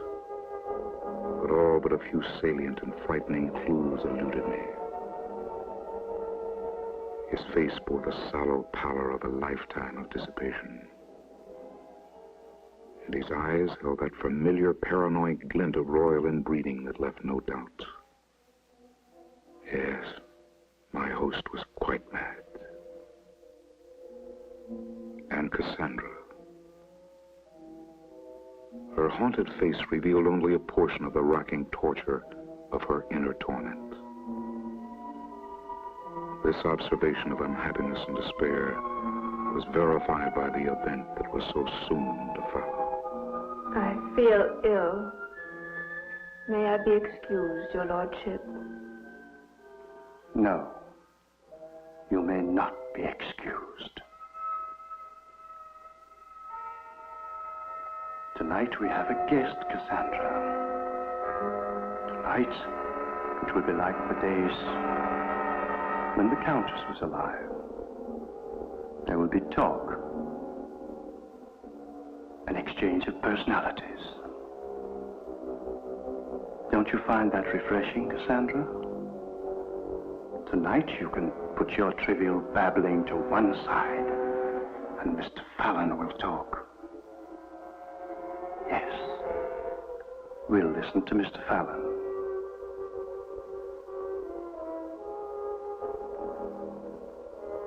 Well? I'm afraid that my ordeal has left me seriously taxed. I prefer that the delight of a lengthy conversation should not be tainted by my unfortunate weakness. Tomorrow, I shall see renewed strength, and I will eagerly await and be honored with an audience by so noble a person as yourself. Yes,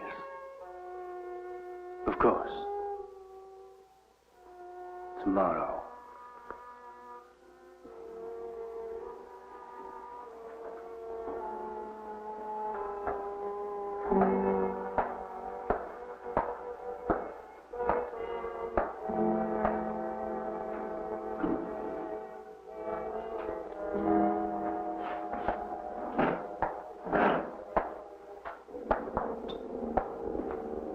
Mr. Fallon.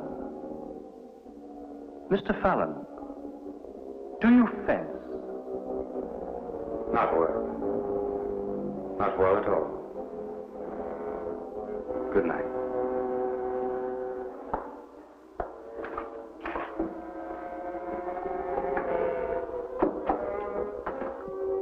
Doesn't fence. Not much sport in that fellow. There must be something. Yes. There must be something with a little excitement.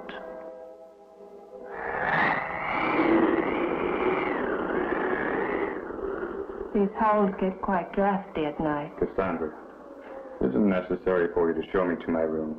I can find it all right. I must, Mr. Fallon. The Count I insists. can make it. Good night, Cassandra. And thank you.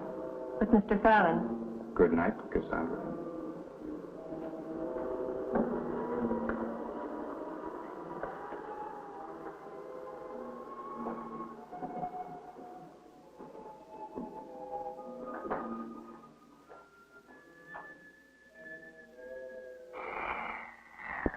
I was alone in that horrible hallway. For the first time, I became aware of the soul of the castle of Deceived. The wailing sounds of strained sinews tearing from decaying sockets. The mounting anxiety dried in my throat. And then I saw it. There in the light of my torch. There on the floor.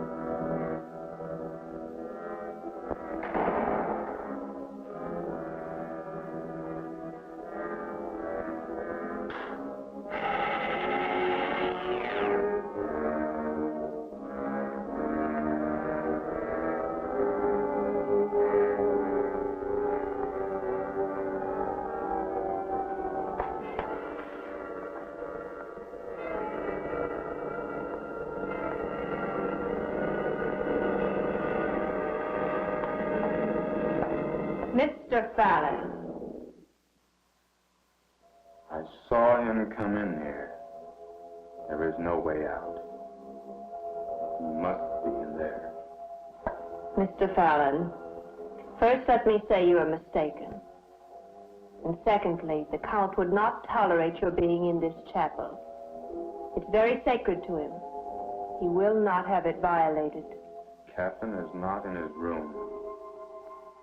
Where he should be, there is blood. I think he's been killed. Do you think I did it? Certainly not. Then take your hands off me. I have some fever of that, I'm sure. But I'm not given to hallucinations. And the blood was fresh. The captain's injuries were extensive. They may have reopened when he was moved to more suitable quarters. You did request that, did you not, Mr. Fallon? Yes. I'm overwrought, obviously. We're tragically short of medicines here, Mr. Fallon. But on occasion of emotional strain, I sometimes find the ocean air quite invigorating. May I suggest the balcony?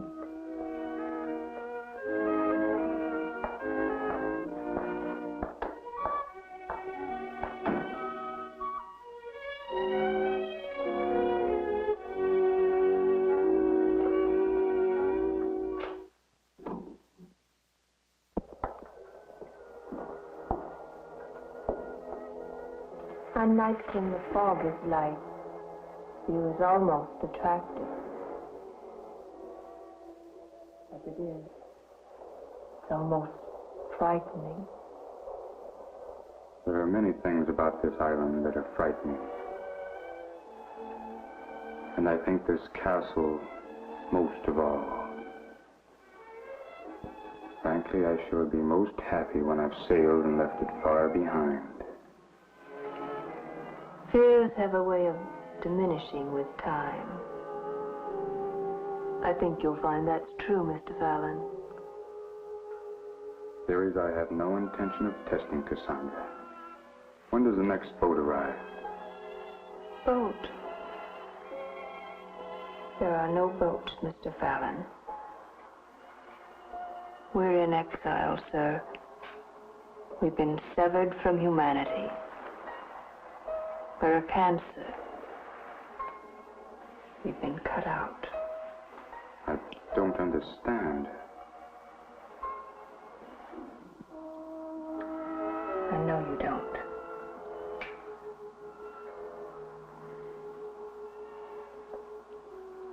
The truth is dark enough without learning about it at night. Tomorrow will be soon enough. Good night, Mr. Fallon.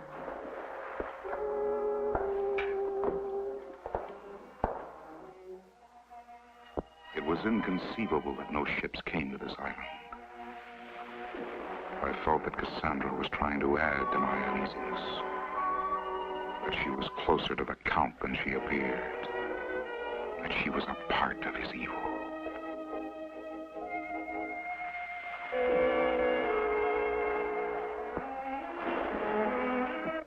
My bedclothes had been changed. All traces of the captain's injuries had been removed.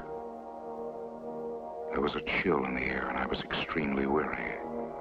But sleep refused to come. I was suddenly aware of a strange and tormented sound. I was hypnotized by morbid fascination.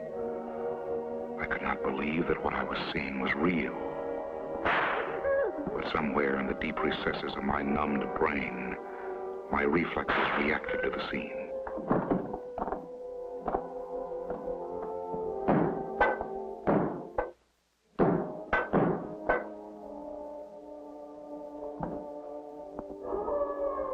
The room was dark. Whatever terror was present in the castle had now been removed from my sight. But I knew that somewhere in this massy, dank crypt, it was continuing.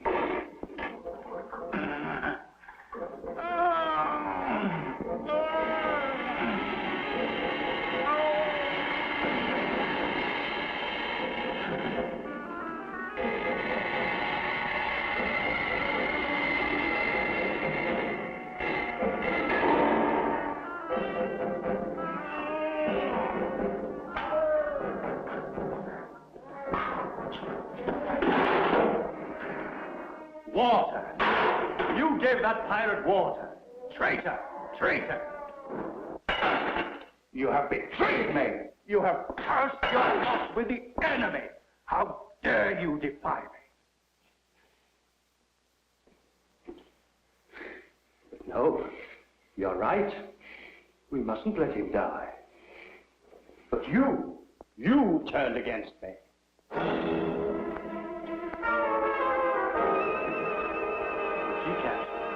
I know you're a pirate. Oh, I know all about pirates. They've been here before. They've been here and left the mark of their black card. Once this girl could speak, but not now. That's pirate torture. They left her an imbecile. That tries to poison her lord. No? You must recognize this, then. It's the wine you brought me before I retired tonight. What did you put in it, Ham? Hemlock? I could taste it. I knew it was there. No. You say no?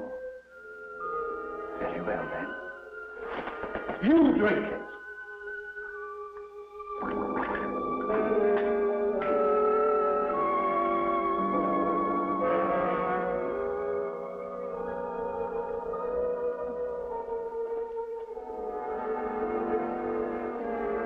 It won't take long. Hemlock is very fast.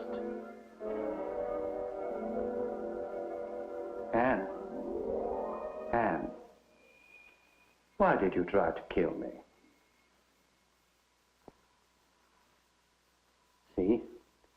dying already.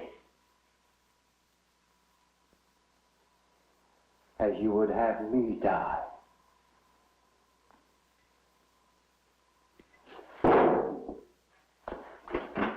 Die! Why don't you die? It was poison. It was. I know I'm right. The Count is never wrong. I know he's a pirate.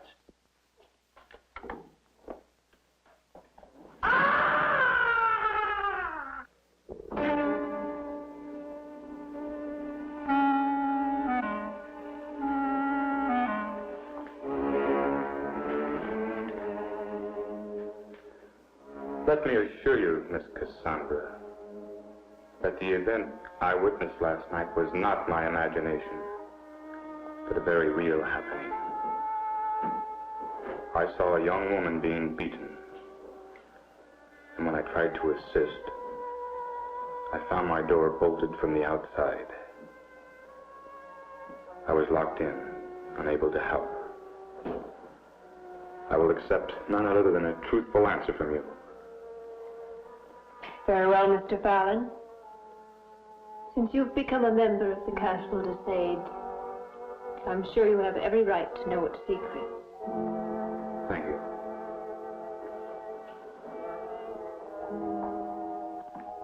The story would begin with this portrait, I suppose. She was a beautiful woman, the Countess, and much loved by her husband. So much so that he insisted on marrying her, even when he learned of her terrible illness. There's no illness in the portrait. You're quite wrong, Mr. Fallon. It was there. The faint beginning traces may have escaped the artist, but not the physicians. You see, Mr. Fallon, the Countess was a leper. Oh, my God, no. It was necessary that she be exiled. The Count was determined they should not be separated. So we came to this island, bought this castle. It should have been a story of love and dedication and sacrifice. But I'm afraid just the opposite was true. I can almost guess the rest. The Countess died very early, and the Count was forced to continue his exile because of his contact with her. That would have been endurable, at least, Mr. Fallon. No, it was much worse than that. The Countess did not die. She went insane. And in her madness, there was only one moment that she chose to relive. Her wedding night. Day after day, wearing her wedding gown, reliving her marriage. Eventually, it was necessary to lock her away. Are you saying the Countess is not dead? Yes, the Countess is not dead. And where the devil is she? In the dungeon. By now the disease is quite advanced. Rather than face what she's become, the Count prefers to think of her as dead. This is most tragic. This explains the reasoning why the Count is a little deranged. It's worse than that. He's insane. Criminally so. And you? How are you involved in this? I matter very little, Mr. Fallon. I'm in the service of the Count as payment of my father's debt. I was a nurse. Now I'm not much of anything. I try to give some comfort to the Countess, but it's extremely difficult. To the girl you saw being beaten, her name is Anne. She was the hostage of pirates who once attempted a raid on this castle.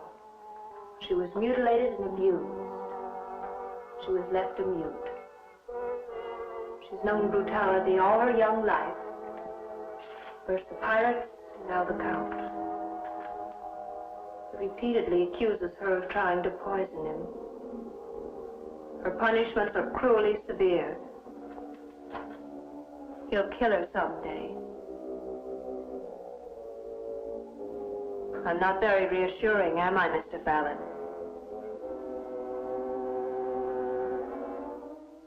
I cannot solve the problem until I know it exists. And the Nubian. His name is Mantis. He's been a slave for many years. At one time, the Count was a great hunter, and Mantis was his gun-bearer. He's completely loyal, and the only thing resembling normalcy in this castle. The Count is deathly afraid of pirates. He's rigged the entire island with all manner of traps. Yes, I was caught in one. Which leaves one last question. What of the captain? I permitted myself to lie last night. I don't know where the captain is. It's unlikely, however, that he's been moved to another room. Could they have killed him? Count has come to believe that all sailors are pirates. Yes, they could have killed him. Must be a way to leave this place. To signal a ship, or there must be.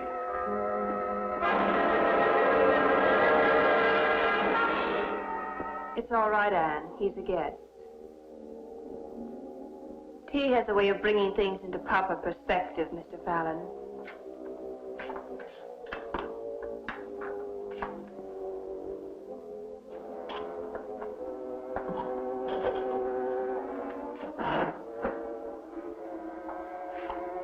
Anne could have been a beautiful girl. But it was difficult to see beyond the swelling of bruises and the scars of the Count's mistreatment. It was obvious the child bordered on screaming hysterics. I had meant only to reach for the cup, but my movement came with more suddenness than I had intended.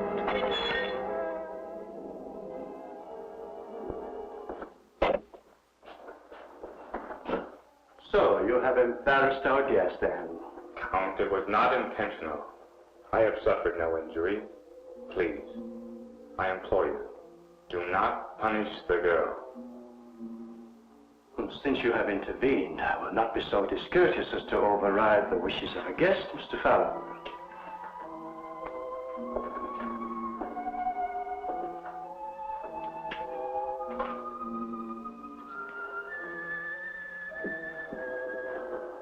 However, one must hold a firm hand to domestics these days. They're getting disturbingly lax and independent. Moreover, it is not proper that a count be left waiting for his cup of tea. You may have mine, your lordship. Yes, of course. But it might be too sweet. You know how you indulge yourself, Cassandra. I'm sure it's to your liking.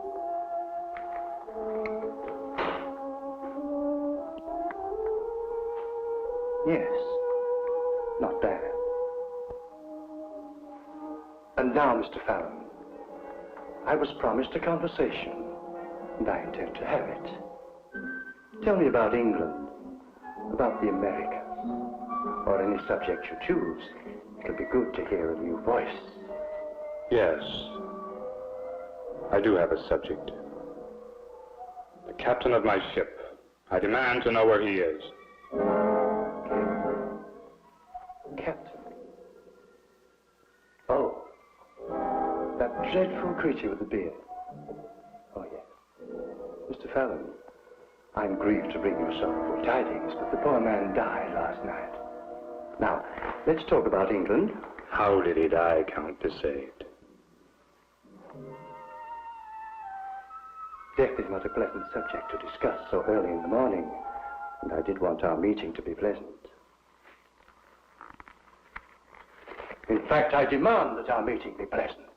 Please, Mr. Fallon, this can come to no good end. Another time. Please.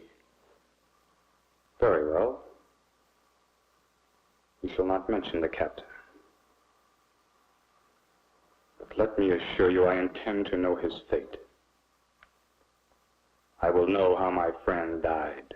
Mr. Fallon, I'm grieved to think that you should entertain the notion that I have contributed to your friend's untimely demise.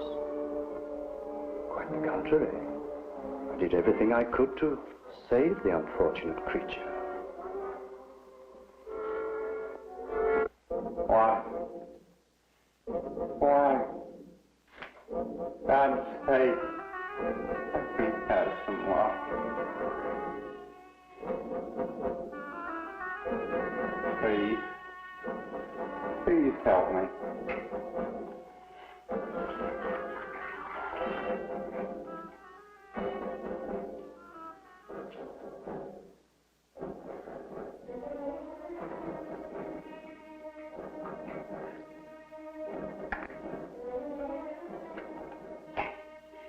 He's behind me. They're cutting my wrist off. Loosen them. Loosen them! I can't loosen them, sailor. I can only do what I'm told. What kind of an animal are you to torture another human to death? I am not an animal, mister. I'm a man loyal to his master. Your master is a damned butcher. But he's my master, and I do what he says. Even to kill me? If the Count says so, yes.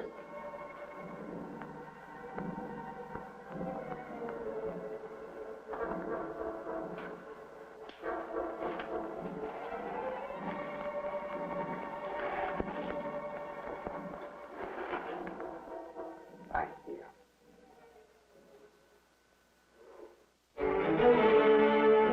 My day with the Count had been a grueling experience. But now it was over.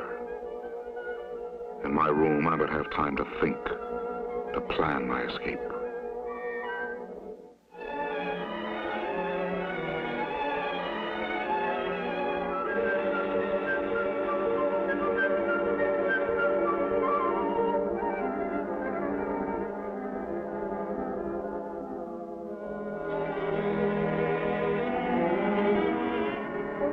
I suddenly had the feeling that I was being watched.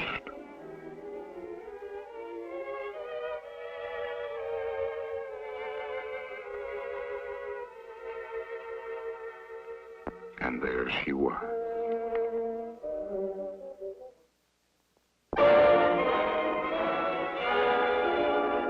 I had a new friend. It had something to do with gratitude for having asked the Count to spare her earlier in the day, I suppose. At any rate, she was most demonstrative. It's not that I find you unattractive, Anne, but it is quite improper for you to be here. Please. I didn't mean to shame you. I put that rather badly. This is a time of great distress for me, Anne. I find it impossible to concentrate on the matters at hand. Anne, do you understand me? Do you know where the dungeon is? There was a man, a sea captain. Have you seen him? Is he in the dungeon? Was he killed? Is he in the dungeon now? Will you take me there? I must help him. Are you saying that you will help him? Then for my sake, Anne, do so. Anne?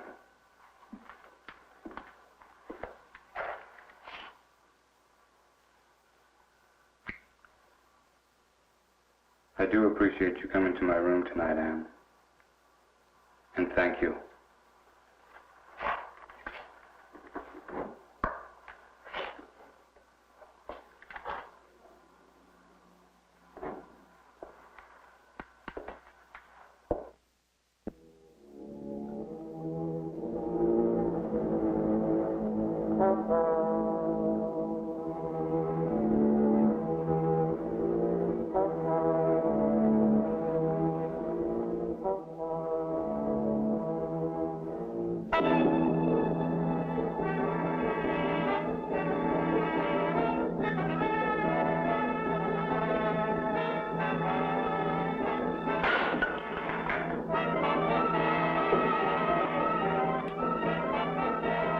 Girl, untie these ropes.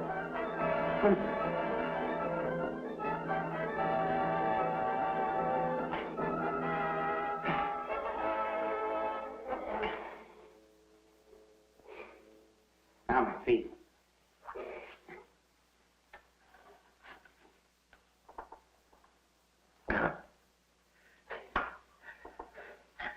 Think I'm gonna pass out. So, you would set the pirate free. Good. That leaves a place on the rack. See, the gods are already with me. The pirate's dead.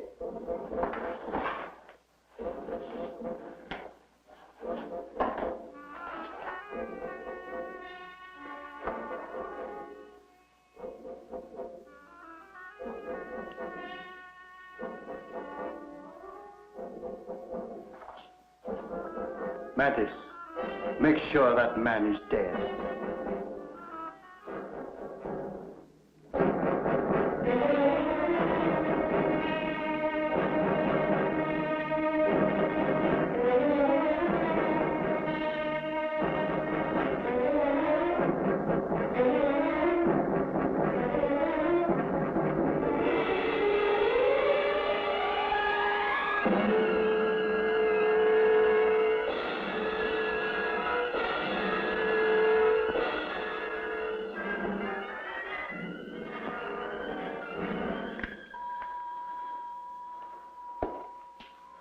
Mantis, remove the plug from the drain.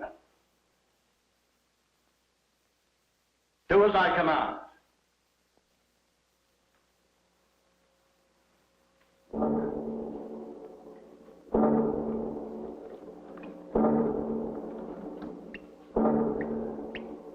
Good. He's dead, that pirate. He's dead.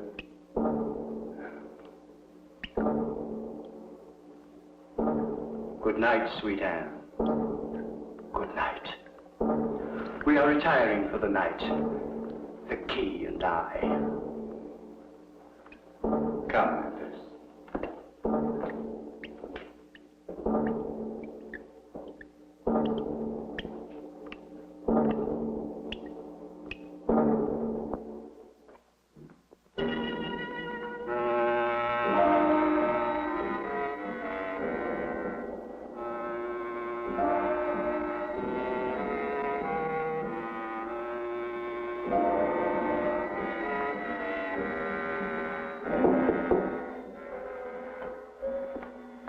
Anne? No, it's Cassandra. Let me in. I thought you were Anne. She was here a little while ago. Please, Mr. Fallon, let me talk. You must have noticed that we have supplies that could only have been brought in by ship. The tea, for example. The Count's tobacco. You said there were no ships. I've never seen them. I suspect the supplies are left on the beach somewhere. I've checked. Our larder is presently low. That means that any day or week now, a ship may come. Yes, it's possible. We could signal her some way. No, it's not possible, Mr. Fallon. Not so long as the Count is alive. What do you suggest? I'm not suggesting anything. I'm merely saying that if there is an avenue of escape, it's being blocked by the Count. Cassandra, I'm not capable of murder. Murder's not a word to be applied to self-preservation, Mr. Fallon. I'd never thought myself capable of killing either. I'd condemned myself to whatever fate befell me. I'd almost forgotten that another world existed. But it does, and I want to be a part of it again. Is that too much to ask? Right or wrong or relative things, Cassandra. No. What you ask is not too much. I am asking the same thing. So we have a bond together. You and I. So, Bridget Cassandra has taken a lover. You have denied me, yet you have taken that boy. Mr. Fallon, you have defiled my hospitality. I have given you refuge, and you have become a thief in my house. Mantis, take them to the chapel.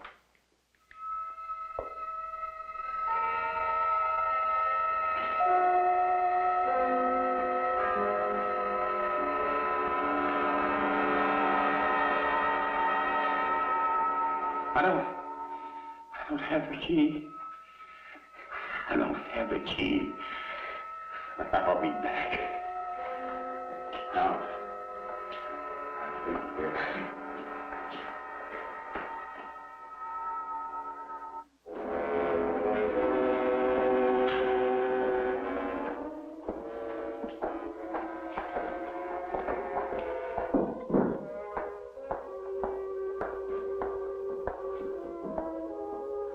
We are a cursed people, Cassandra. You have never really understood me. You have never known how much I have suffered. To have a loved one locked away in the darkness to rot in the underworld. But you shall. Mr. Fallon shall be locked away as my love has been. And together, you and I, we will mourn them. We will. Mantis! This is your day of reckoning, Your Highness. Mantis, stop him!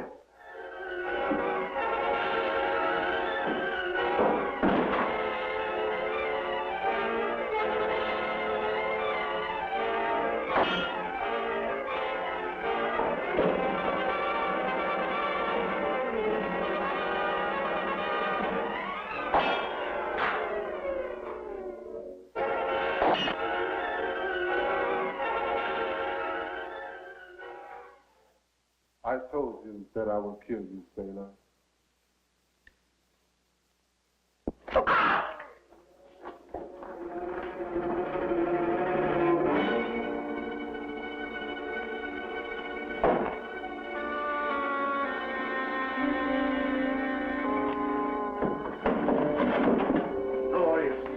Glorious victory, Mantis.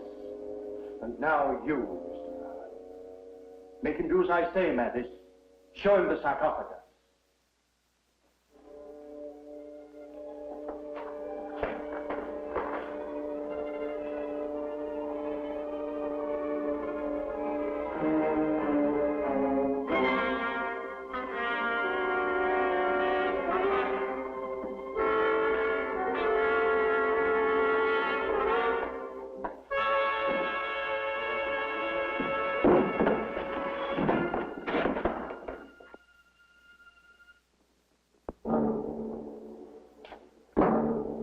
Well, assist me. We can't leave the poor fellow lying there on the dungeon floor.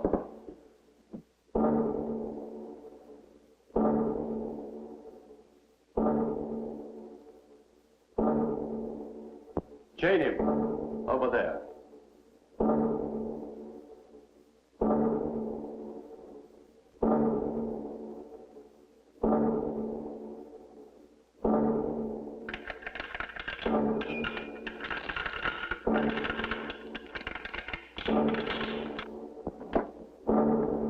Look around you, Mr. Fallon.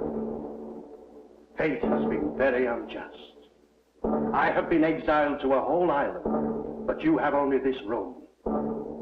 You and the Countess. Behind that door, Mr. Fallon. She thinks it's her bridal chamber. And in a way, it's yours also.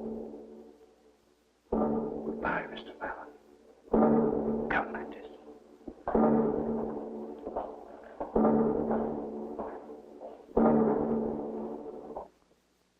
It was as if I had been buried alive.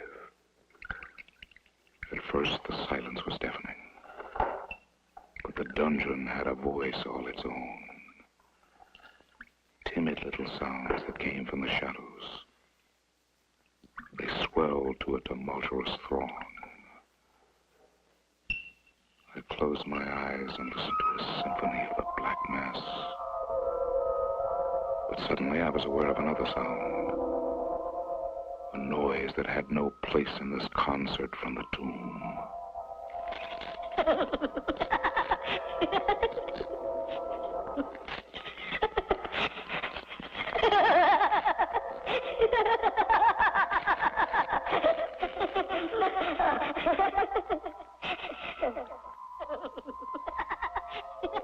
I prayed that she would be unable to reach the latch. For a moment, I thought my prayers had been answered. The hand withdrew through the opening. My imagination would not permit me to visualize what face belonged to that dead arm. But as the Count had said, it seemed that fate was destined to spare me nothing.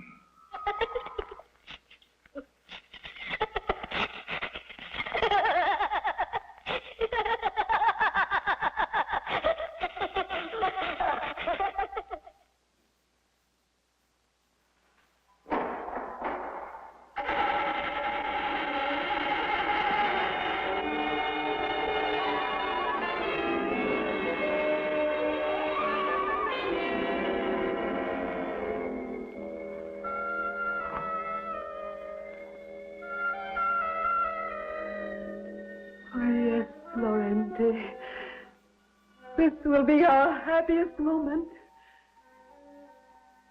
This will be a night to relive again and again. You've waited so long, my love. But now I am yours, Laurenti. I am the Countess de Sade. And you have to wait no longer.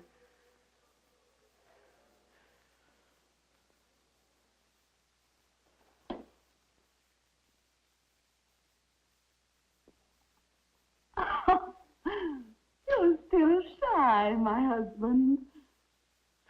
I'll remove my veil so that nothing is between us. My lips hunger for the kiss of your love.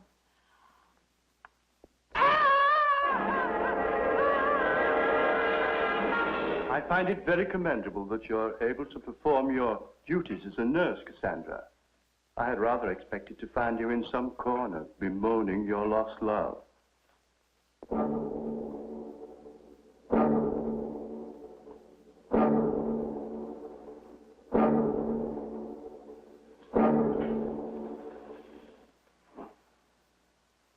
The wound is very serious, Mantis.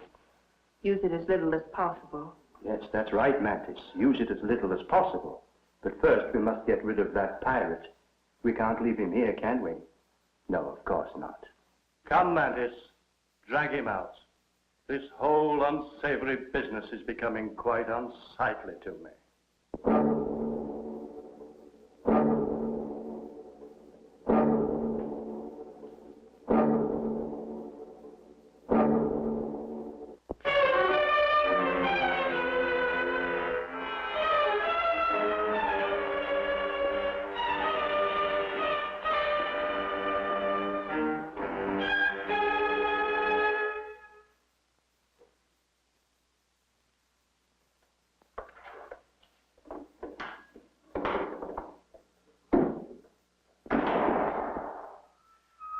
Was I worth waiting for, Laurenti? Have I made you happy?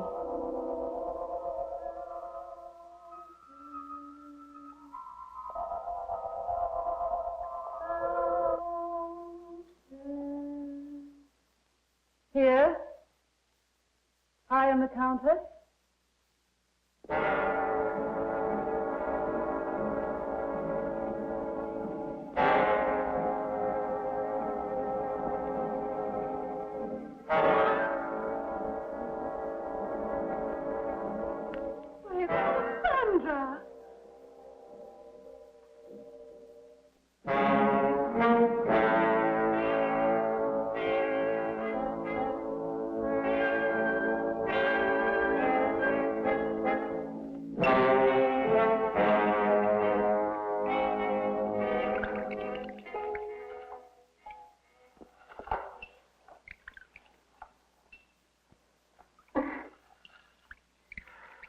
I'm sorry I had to kill her. The Count is gone. There'll be no one to take care of her. I couldn't let her suffer. We must hurry, Fallon. Now is the time to escape. Oh, Fallon. Her hair. Fallon, must have been horrible. I came very close to becoming a permanent occupant of this dungeon, Cassandra. In fact, I'm not certain that I haven't crossed that thin line that separates the sanities. Not so, Fallon. Now there's hope. Now is our chance to escape. Let's take it.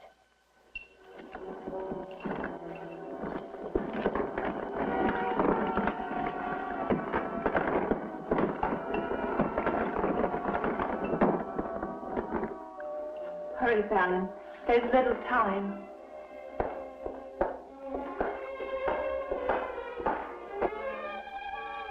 No matter how far we ran, the Castle d'Issade seemed ever close. It became an inescapable, dominant part of the night.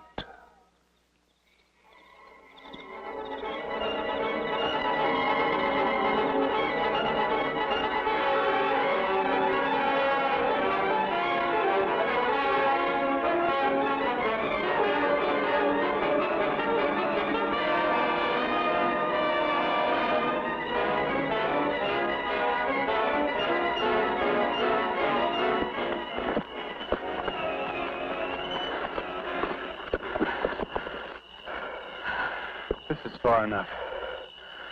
You won't begin to search until tomorrow morning. We have an adequate head start. You're wrong, Fallon. Search will begin tonight.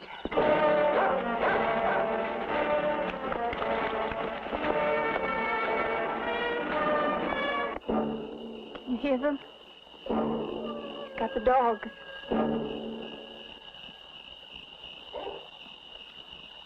They've picked up our scent. They're headed this way. Quickly. We can cross the stream. Maybe we can throw them off.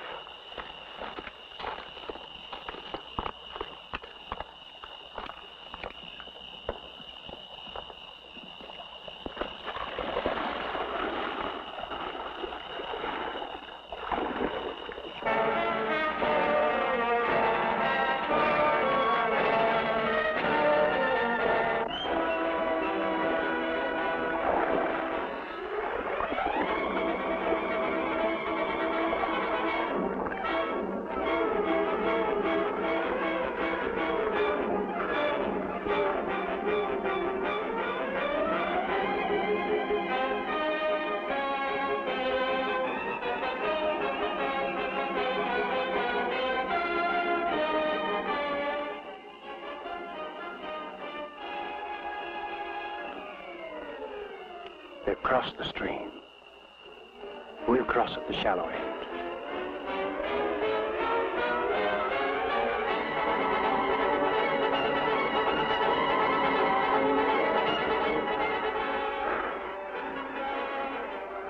I think we've crossed the river. We'll spend the night on this side.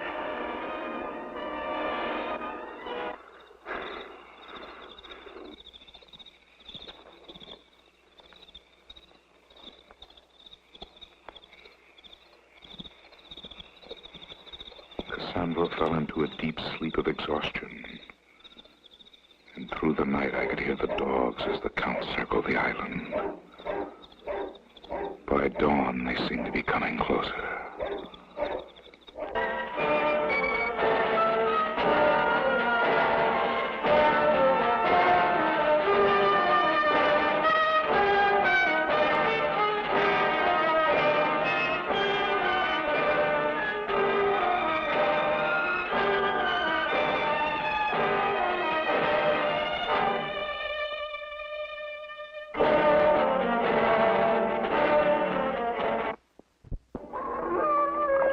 I knew in my heart that escape was impossible. The Count was drawing close. Our reaction was one of panic. We had to find a hiding place.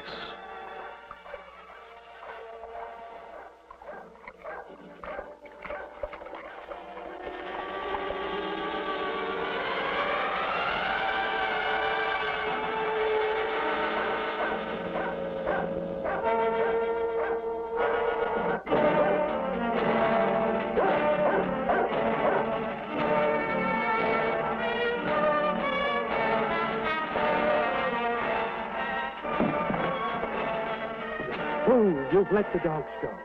Get up! Get up! I can't. Come back! Come back! Get up, I command you! I can't. I can't move anymore. Very well. Since you defy me, I have no further use for you.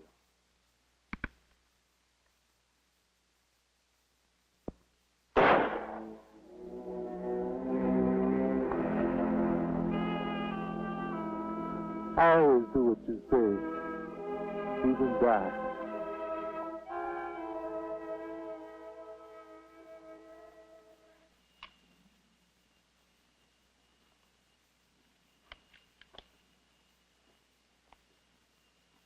Count. Count to say.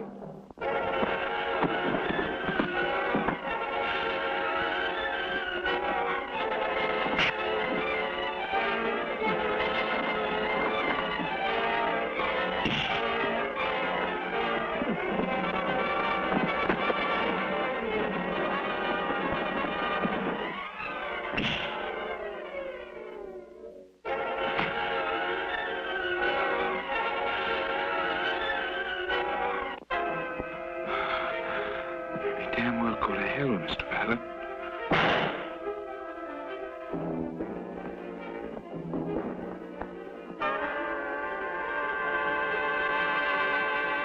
It's all over, Cassandra.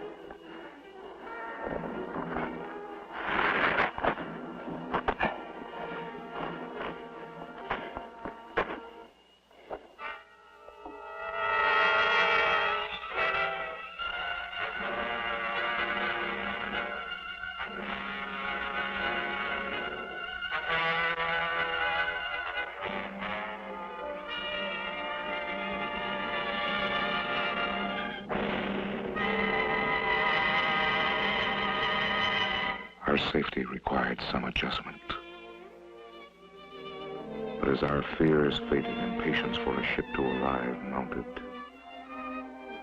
we were taken with a feeling of exhilaration that never left us. After many years, there was happiness in the castle of Desaid, marred only by the death of little Anne, who had died from the ordeal of the water torture.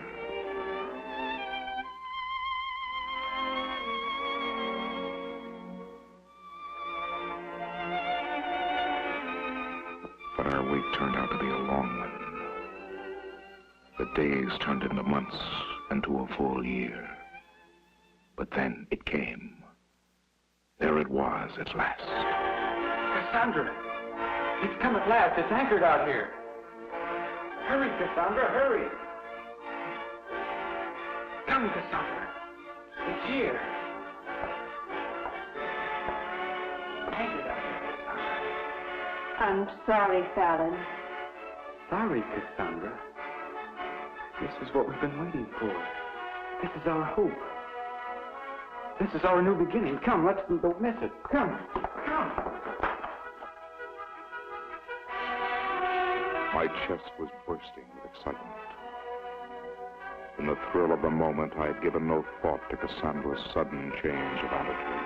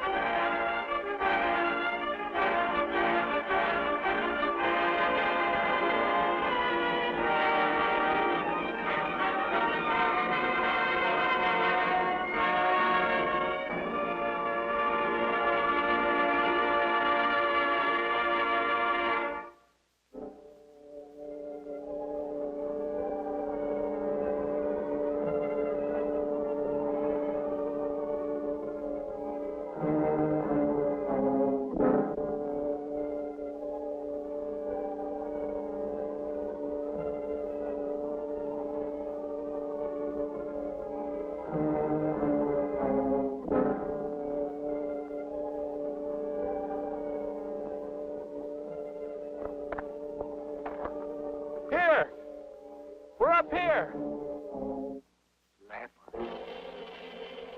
Get back to the boat, man. They're leopards.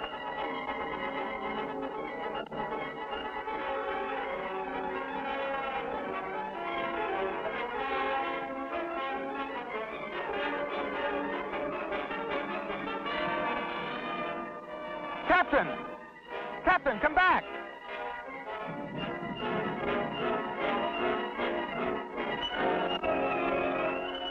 The captain's words were ringing in my brain. I could not believe what I had heard. Only when I looked into Cassandra's face did I know the truth. Leopard. Haven't you noticed, Fallon, the color of my skin? Color of your own?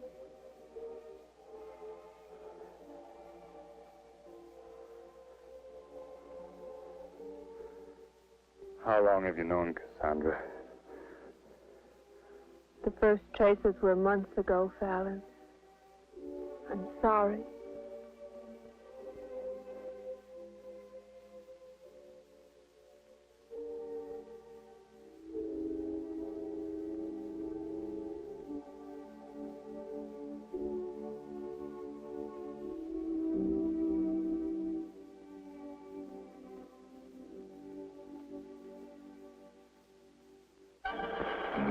That have followed, I have come to know what it means to be conquered by the castle of Deceit. I find myself hoping that a storm such as the one tonight will bring me a survivor from the outside.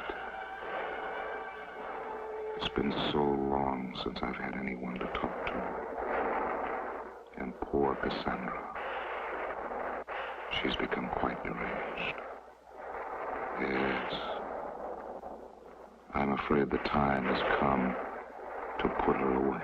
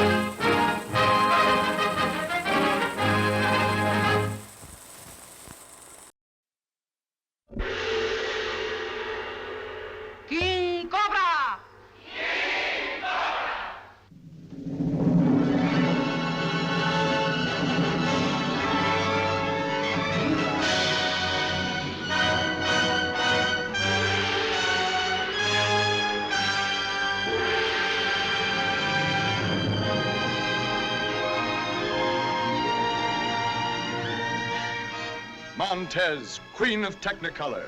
Twice as lovely, twice as exciting. Playing a dual role as twin sisters of the tropics, vying for love.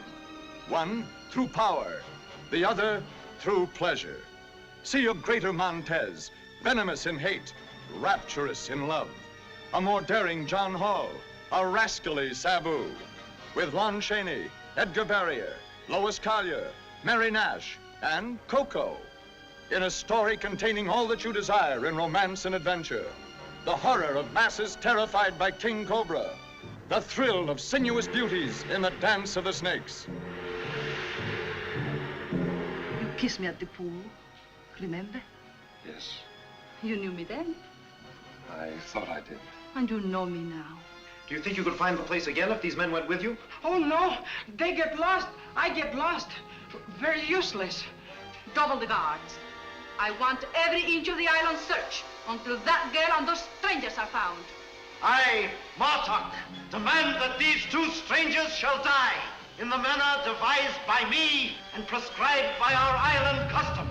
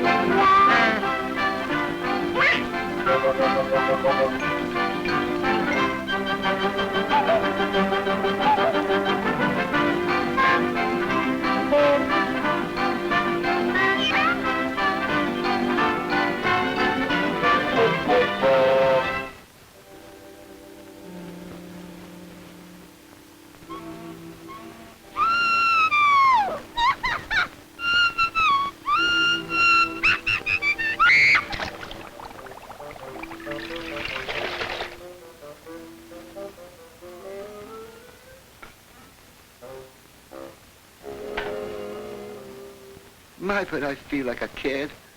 I'm just a murderer. That's what I am. A common murderer.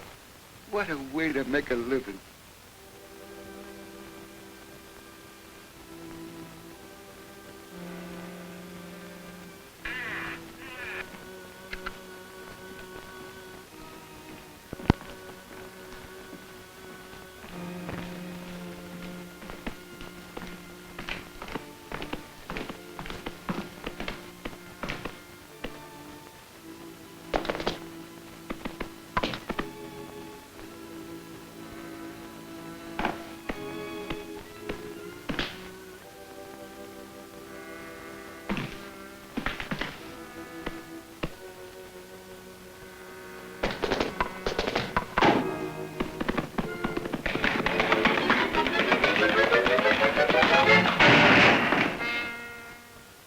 Have you got a match, old man?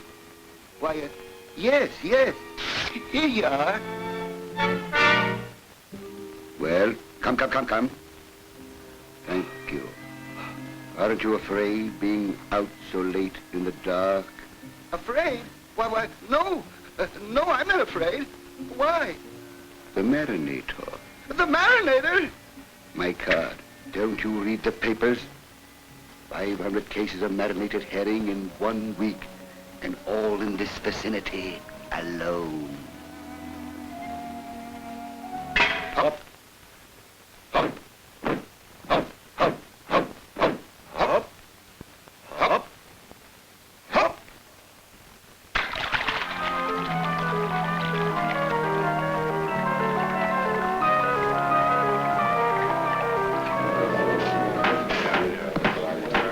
Order. Do you swear to so help you? Tonight, along with our regular staff of experts, we have as our guest expert a young man who, as some of you may know, is on trial for his life.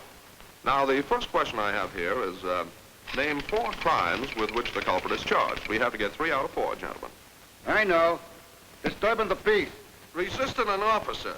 Like in the New York Giants back in 1903, McGinley was on first base and... That's right. Now, one more, gentlemen. Marinating. Very good, Mr. District Attorney. And what exactly do you mean by marinating? I mean assault with a deadly weapon. And specifically, what sort of deadly weapon? I mean a barrel of vinegar. You know all about that, don't you? Yes. I mean, no. Oh, there's something on the end of the hook, the end of the hook, the end of the hook. There's something on the end of the hook, but it's shad rope to me.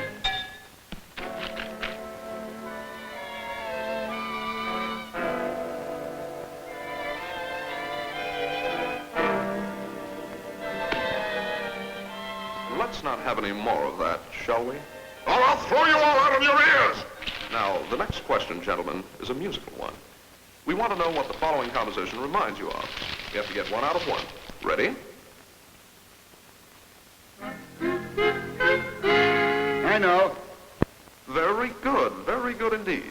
Your Honor, this trial is a farce. You are telling me. Proceed, Mr. District Attorney. Do you recognize this? Well, yes, I mean, no. Oh, there's something on the end of the hook, the end of the hook, the end of the hook. There's something on the end of the hook, but it's shad rope to me. Stop it! Where were you on the night of January 13th?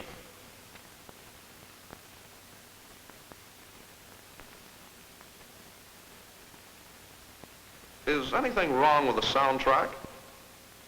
No, nothing's wrong with the soundtrack. Just speak a little more distinctly, stupid. Well, you see, I'm a little nervous. Oh, there's something on the end of the hook, the end of the hook, the end of the hook. There's something on the end of the hook, but it's shad rope to me. That is a lovely thing. Voice witness. What's the gag? I'm just a silver fish among the gold. Next witness. What's your name? Smoked salmon. Smoked salmon, eh? Next witness. Wait. Don't tell me. Boiled lobster. Pickled mackerel. Stewed oyster. That sends a $50 war bond and a set of the encyclopedia to Mrs. Evelyn Thud of Skunk Hollow, New York. And now do you know what we're going to do? You and I? What? We're going to reenact the crime. Only you're going to be the herring. Oh, but that's just silly. In the first place, I don't look like a herring. That's what you think. But I don't feel like a herring. You will, Oscar. You will. Cold. Nonsense, it's just right. Now I'll count 3. 1, 2, 3. Stop it! I'll talk. Oh, there's something on the end of the hook, the end of the hook, the end of the hook. There's something on the end of the hook, but it's shad rope to me. I'll confess to anything, only don't sing that song. All right, let's have it. A complete confession. Wait, stop. Hold it. You let him go. Why, I like to be marinated. Well, so do I. What's wrong with marinated herring? Case dismissed. Oh, there's something on the end of the hook, the end of the hook, the end of the hook. There's something on the end of the hook, but it's shad rope to me.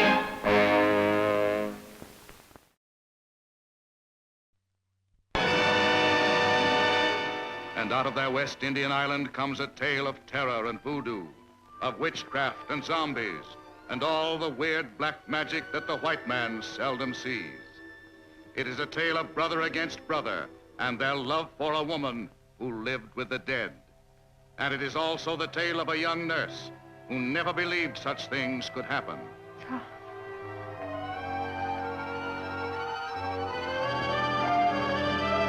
Are you trying to tell me that the voodoo priest could cure Mrs. Holland? Better doctors. Dambala, this woman is ill.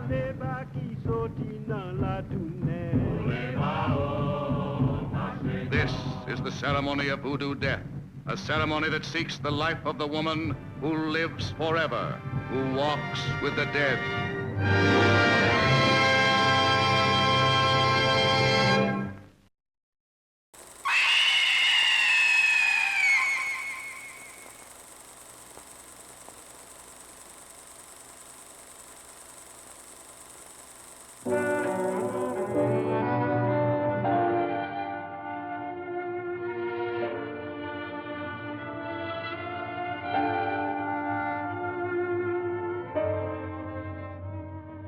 During many centuries in various parts of the world, various diabolical rites and ceremonies have been practiced in homage to various sinister gods who are believed to have many supernatural powers.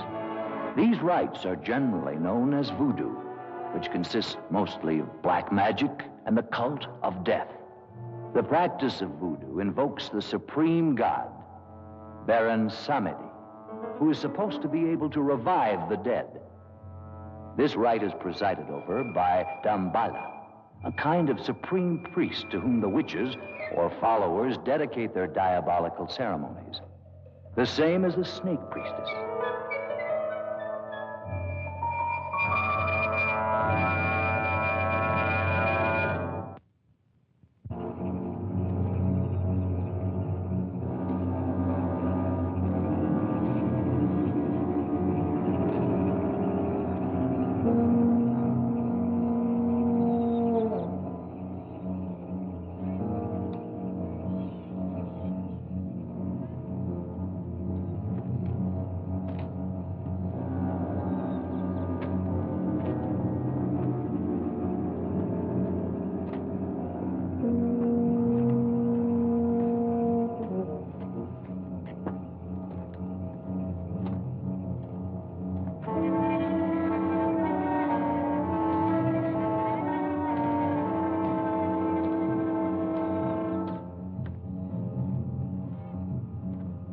Unscrupulous adventurers take advantage of these superstitions to put docile native girls under their power, transforming them into zombies so they will submit to their primitive instincts.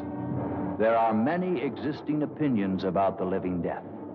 The truth is that many strange and horrible stories are told, like the one that happened in Corbeil to Captain Pierre Labiche.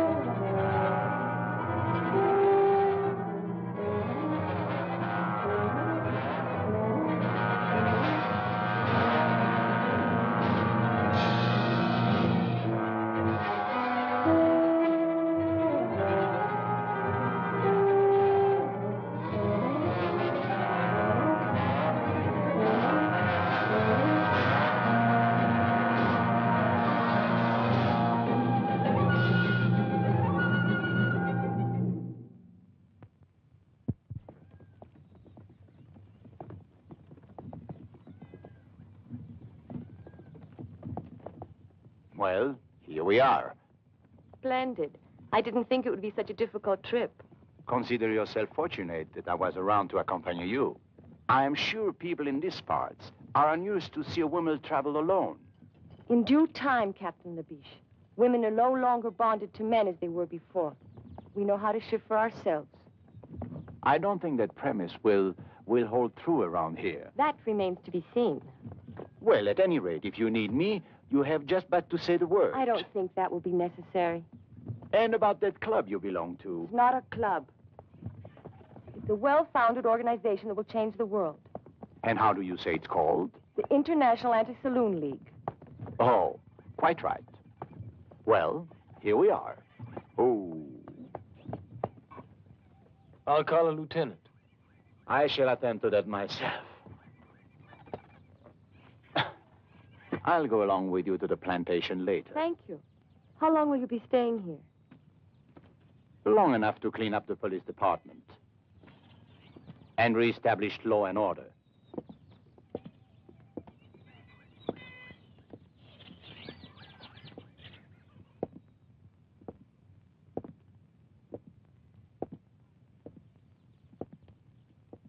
Sergeant! Yes, sir. I am Captain Labiche, your new chief. Where is Lieutenant Wilhelm? Well? Deaf and dumb, huh? Never mind. I shall announce myself. Are these men prisoners? Oui, prisoners.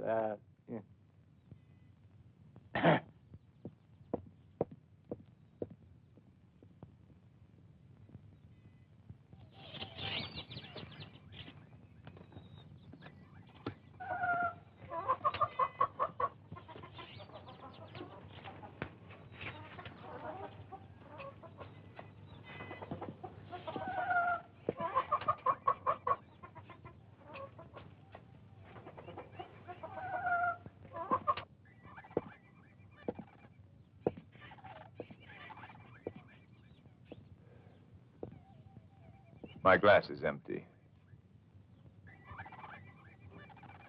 Thank you, Tony. And the pleasure is mine, Lieutenant. I'm sorry, sir. I didn't get word of your coming. That is quite obvious. I am Captain Labiche. And of course you are Wilhelm. Yes, sir. At your service, sir. Your glass is empty. That won't be necessary. I never drink alcohol. Bravo!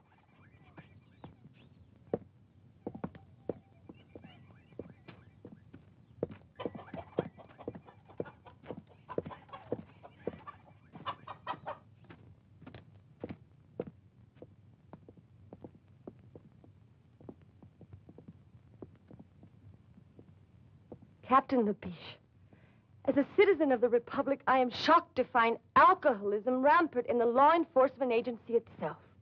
Alcoholism? Lieutenant Wilhelm, Mademoiselle Vanderberg. Mademoiselle Vanderberg is a temperance worker. What? Temperance, Lieutenant. The salvation of the world. Modern science has shown that alcohol is responsible for 99.2% of all the world's sins. 99.2. Oh, I see that it's taken care of. I want you to come with me at once to the plantation of Karloff and Mulder. I presume you know the man? Of course. He owns almost half the island. Mademoiselle Vanderberg is his niece. She intends to stay with him while she's here. I see. Very good, but it's quite far from here. In that case, we should leave at once. Yes, sir.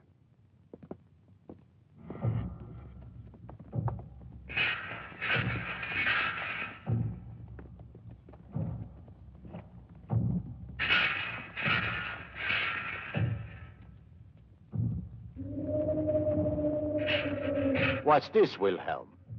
It's a voodoo funeral, sir. Voodoo? I don't understand. What is this voodoo? Oh, it's a native superstition. They will bury their dead in a special place, which is supposed to be protected by magic. And they'll keep a vigil for 3 days and 3 nights, just to be sure. To be sure of what? Oh, to be sure that the bodies cannot be raised and made to walk at night, forced to work in the field. Which I gather doesn't happen too often. Not too often.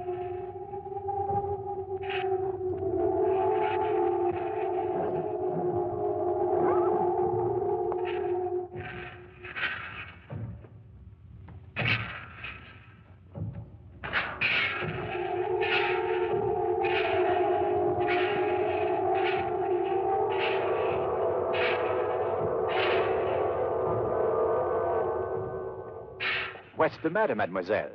Did he frighten you? Huh?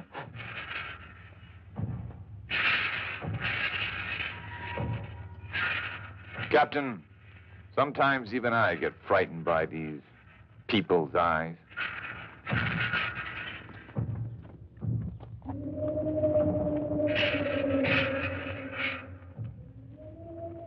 In those eyes, you can guess all the cruelty of their diabolical ceremonies. Ceremonies produced by sinister witches and under the guidance of the mysterious Damballa. Legends say they even produce human sacrifices. They gladly go to their deaths with the hope that they'll be accepted into the legion of the zombies, winning the favor of Baron Samedi, and this way, enjoy the privilege of the living death.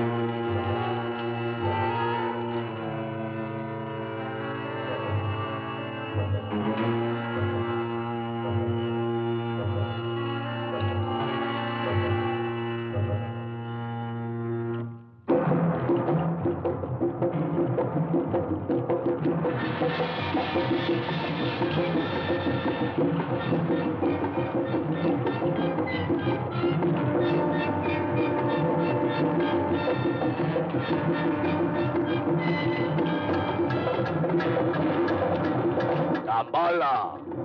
Damballa!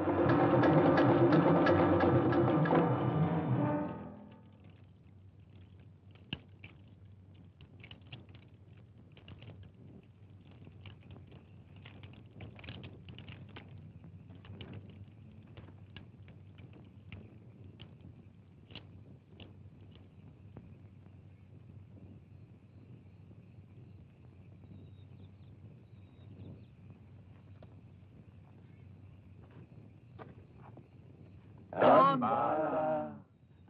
Damballa! Damballa! It wouldn't be strange if now they'd bury one of their victims.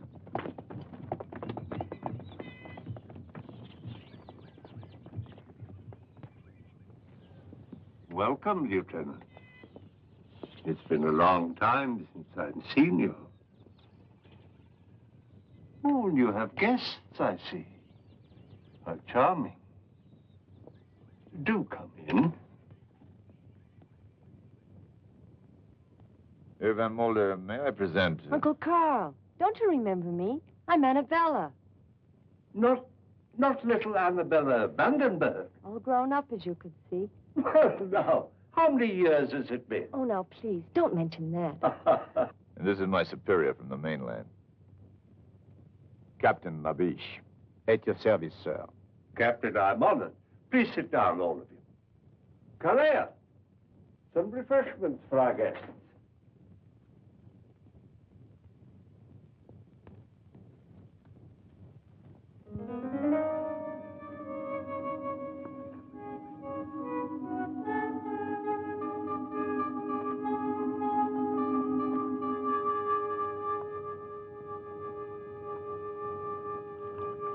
This is indeed a surprise, my dear. What brings you so far from home? I've come on behalf of a great cause, to ask for your help. Well, if I can help you, of course I will. What is the cause? To make a better world. Oh.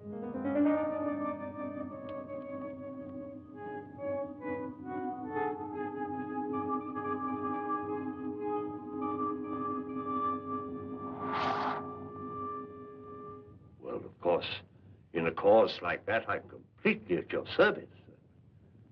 How will it be accomplished? By destroying the demon. Drink. Oh.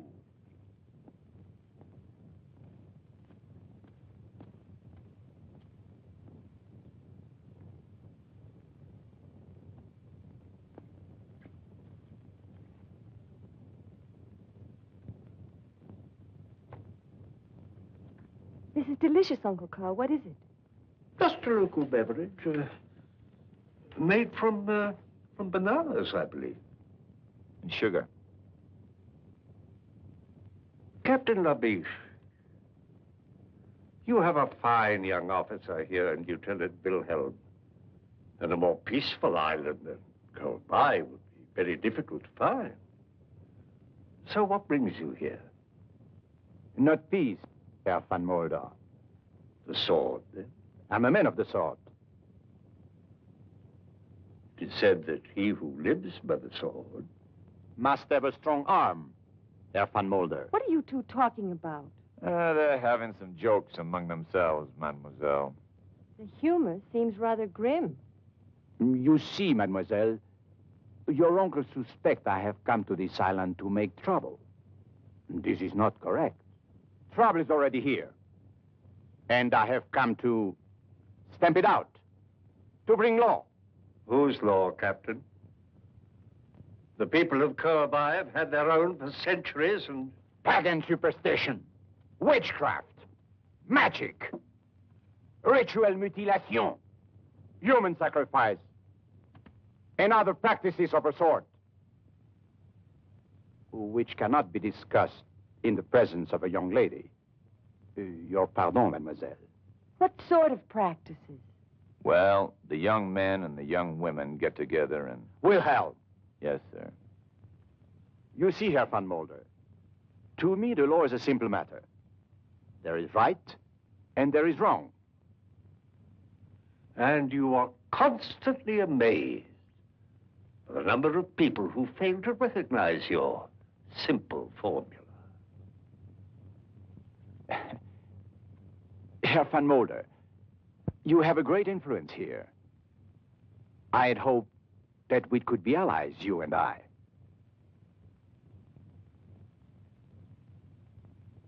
Perhaps we can, Captain. Perhaps we can. Fine. Come into my laboratory. I'd like to show you something.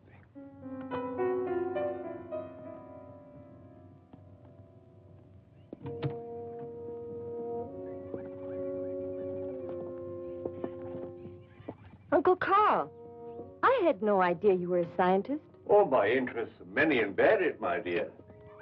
For years, I've been making a study of the culture of the people of Kirby. How do you like this little fellow?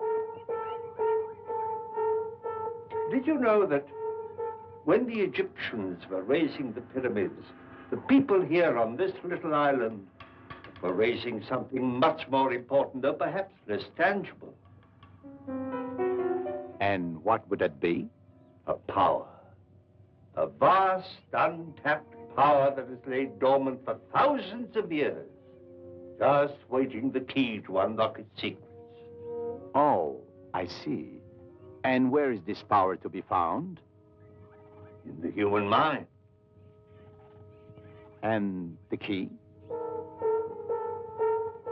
Captain Labiche, you see that tiny mirror and the weight attached to it? Do you believe that by the mere concentration of a human will that can be made to move? That?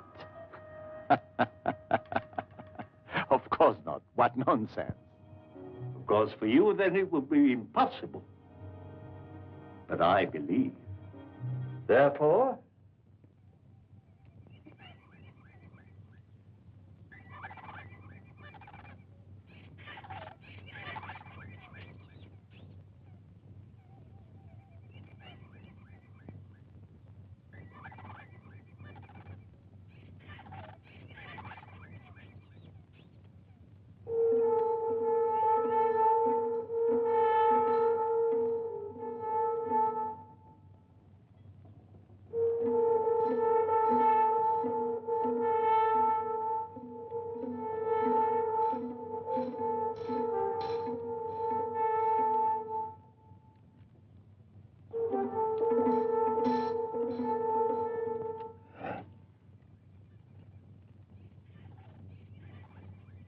And that is your vast untapped power? one man alone did not build the pyramids. You saw the tiny movement of that mirror caused by the concentration of one human mind. Think what would be done by the concentration of thousands of minds, all stronger than mine, upon one single object. Oh, we would indeed have a new world. No more war, no pestilence, no hunger, famine, disease. Perhaps even no more death. Ah, bah. Politics. I am disappointed you think me so gullible, Herr van Mulder. My life's work, a parlor trick.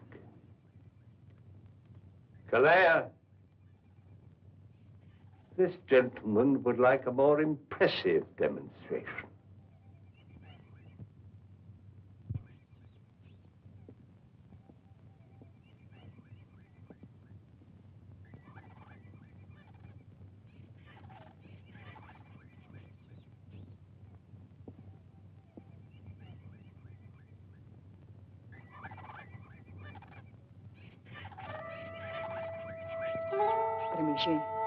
Tremeshe. Jimbabo. Benfere. Kalendiso, kalendo.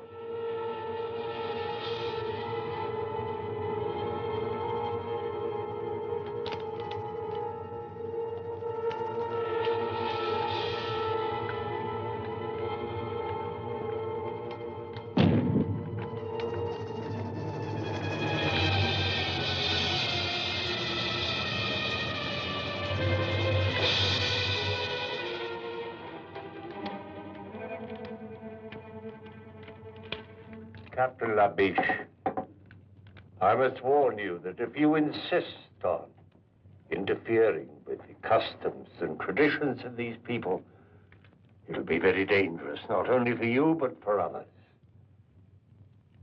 In the name of humanity, I beg you to go back to the mainland at once and leave this forgotten island in peace. I am the law, Herr van Mulder. And the law can forget no one.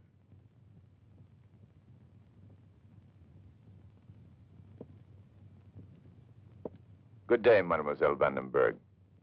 I hope we meet again under more amusing circumstances.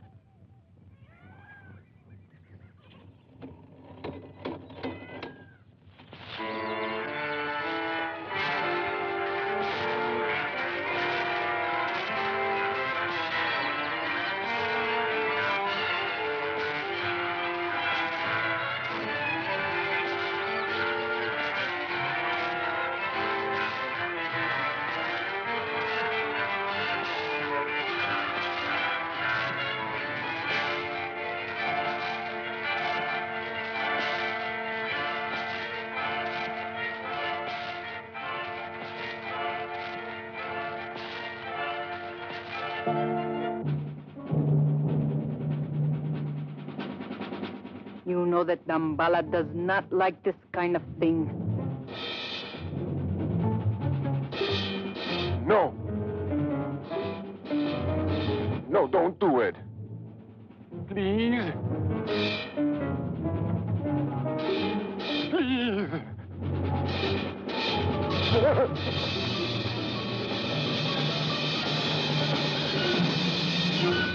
Tambala, Tambala. Who is this Tambala? Hogwash. Oh, the religious symbol. Their leader. You're not important. Witchcraft. Living death. People sacrifice in ceremonial rites. And you say it's not important? Look, Captain, this is not Paris. You do well to respect these people's customs. That was the first thing I learned when I got here. What you didn't learn, Lieutenant, is how to cope with these fanatics. Now it's up to me. Tonight we'll find the ceremonial site and surround it. Interfering with these people's religion is playing with fire. I'm used to it, monsieur. Make the necessary preparations.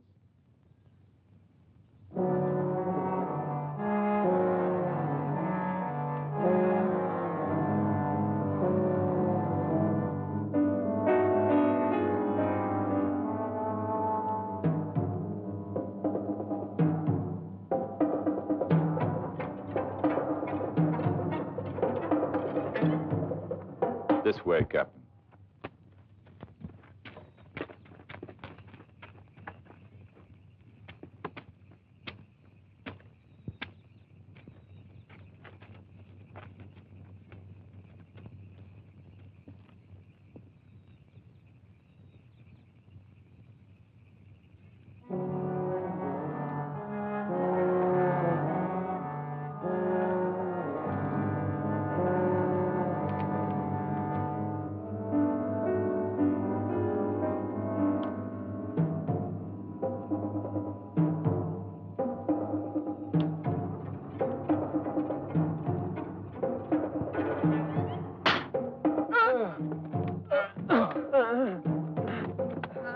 I ordered you to disperse at once. Allez, get out! Allez!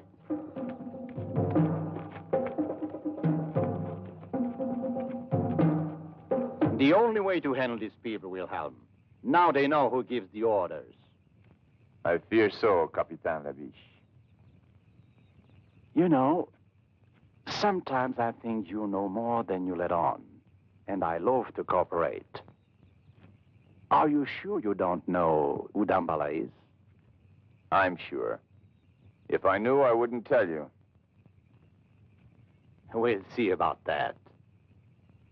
Place a guard of 3 men here.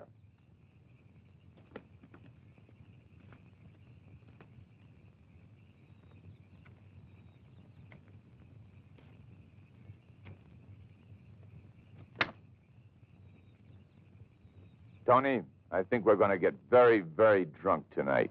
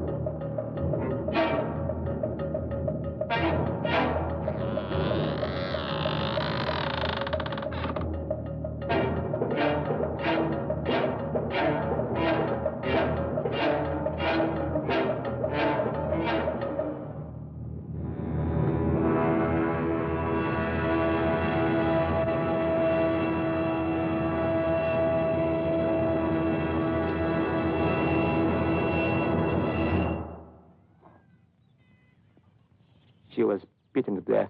There were no guards around. They almost devoured her. Voodoo. Zombies. Cannibal women. This woman was killed by madmen, and I intend to put a stop to it. They say they're dead. Left their tombs to join the walking dead. There were still a few cannibal women around when we found her. We saw them running off into the brush. We could even see the blood on their faces. Cannibal woman. Nothing but superstitious rot! They ate human flesh because they've been cursed by Damballa. That's enough! I'll bring these people to their wits, no matter what it takes. I shall order a general curfew in this region until the leaders of this organization can be discovered and punished. Curfew? Over the entire island? But that's impossible. I quite agree. I have written the government in protest. But for the present, all I can do is carry out my orders. Of course. Well, what do you think the people will do? Well, I don't know. It's not the police they're afraid of. It's the zombies. Zombies? Oh, here on Cowboy? But really? Well, they're afraid that they'll come down from the mountains. But what are these zombies? Oh, it's a voodoo superstition. They're supposed to be the walking dead, raised from their graves by magic and put to work in the cane fields, like slaves. Against the day when Baron Samdi will be invoked to lead them. Lead them to what? Who knows? Baron Samdi is the Messiah of darkness. He will bring a whole new world. At least, that's what the natives say. Yeah, so they say. Well, this calls for a drink. Yes, Lieutenant, thank you. I'll join you in that.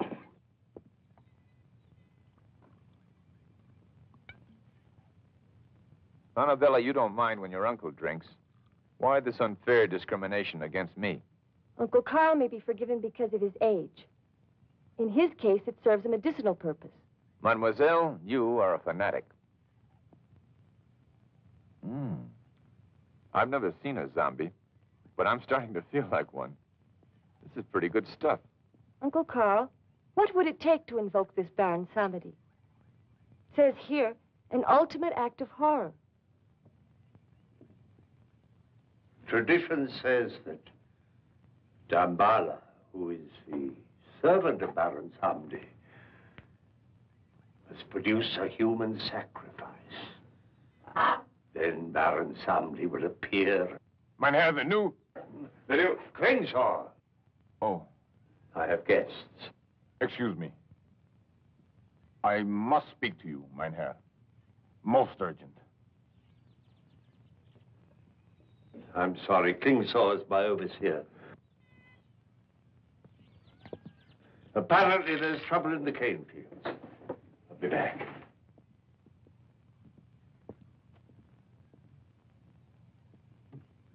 This business with the police, the curfew. I know about that. It could only lead to one thing. The workers are becoming restless. They can feel the danger in the air. Then do what you must do, Klingsaw. But don't go too far.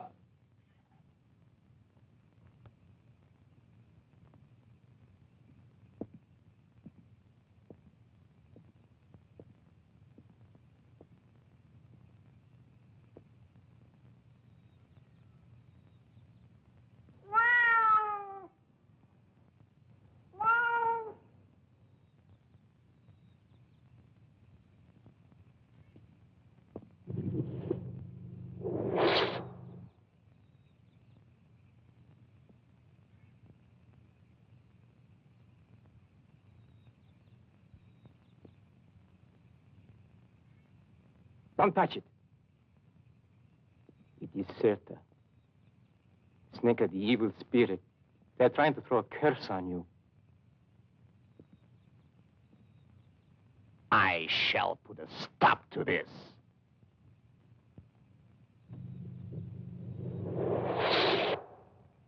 As of today, we start patrolling the whole area. Arrest anyone who looks suspicious. Get your men together.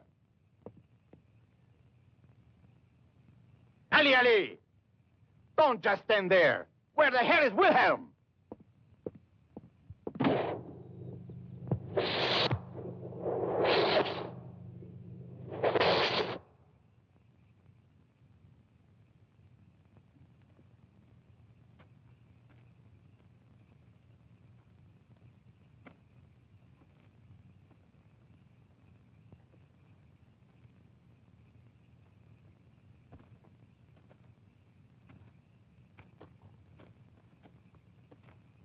Nothing.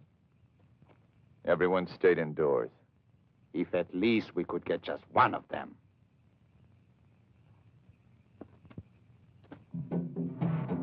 What is it? The drums, Captain. The drums. You've been out here among these savages too long.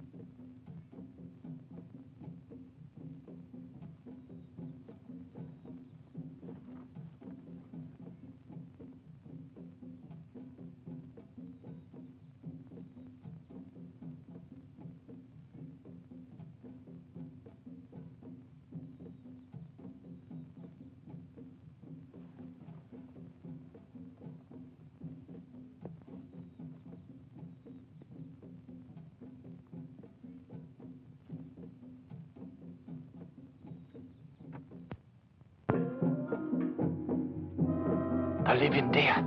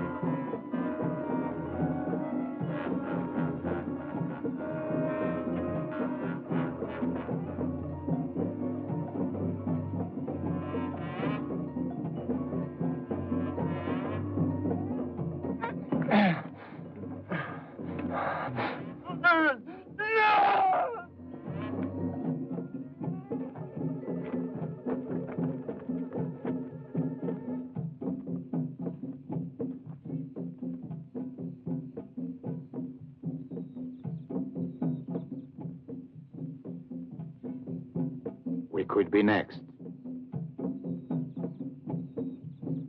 Yes, sir. I'm afraid we could. Good. It will be necessary to find an informer to disclose the identity of the leaders. Do you agree? I agree, sir. There is hope for you yet, Wilhelm. Thank you, sir. Mingo, I have a task for you. And if you do just as I say, there will be a handsome reward.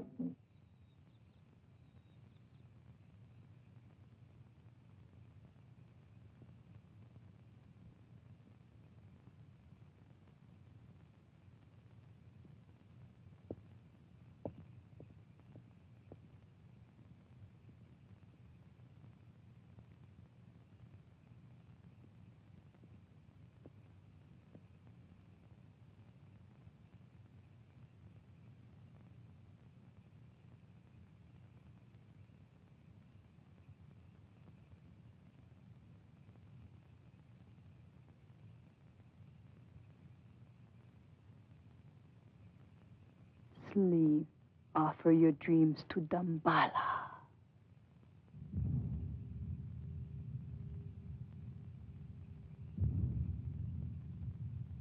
Sleep. Offer your dreams to Damballa.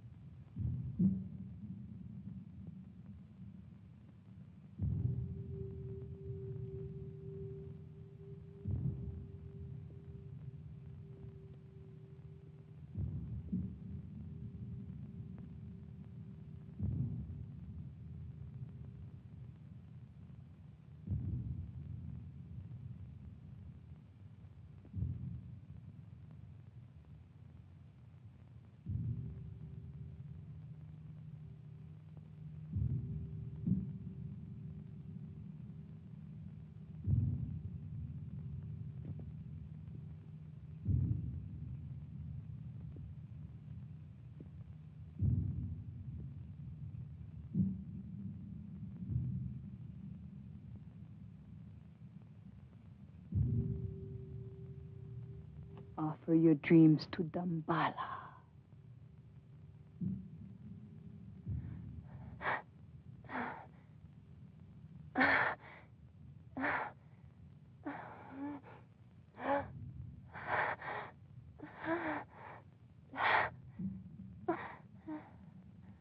Offer your dreams to Damballa.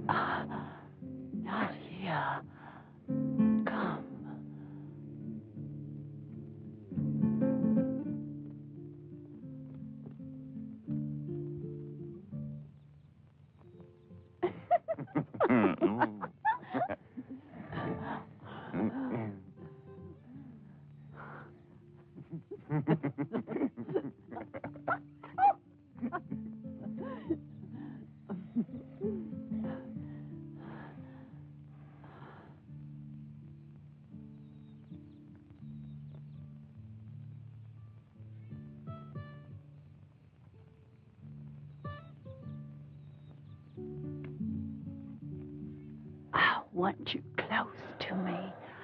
Your mouth like this.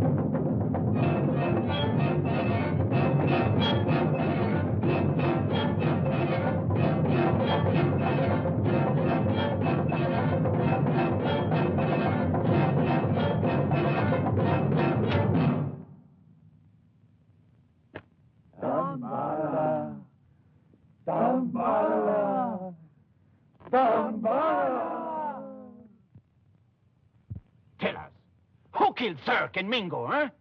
Who is Dambala? Speak! Speak! This is all over the island, you damn idiot. They brought Mingo back last night in a basket. You don't stop violence with violence. I'm fed up with waiting. Maybe they don't know anything. They won't tell us who their leaders are because they're afraid. Well, when they begin to be afraid of me, more afraid of me, and they shall, I assure you, then the names will come. Hold on, Lieutenant. Have a drink. Wilhelm! Wilhelm!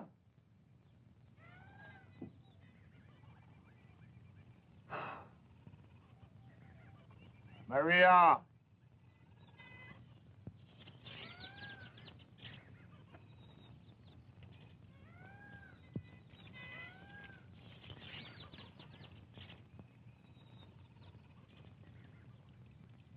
scratch my back.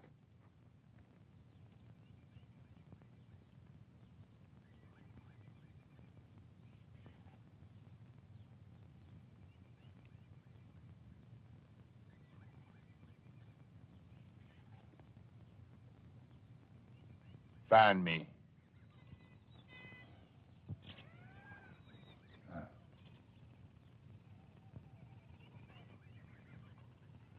Smile. Say something to me.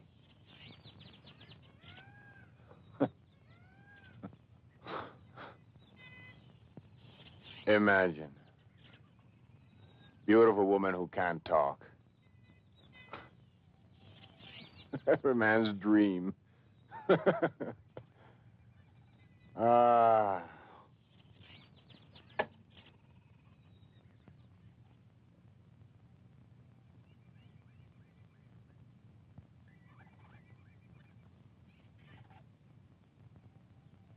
You were beautiful when you were alive, weren't you? Even now, in a strange way.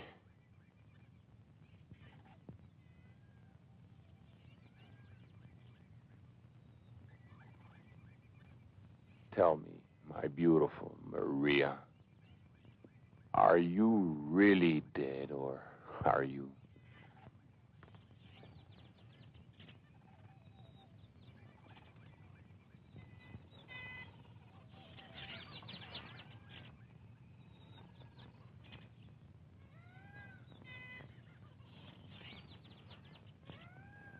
You don't feel dead.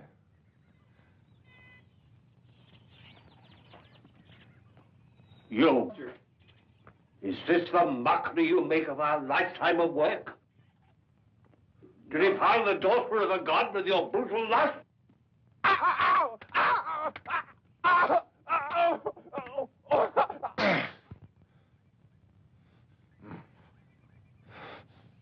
You shouldn't have done that, Carl.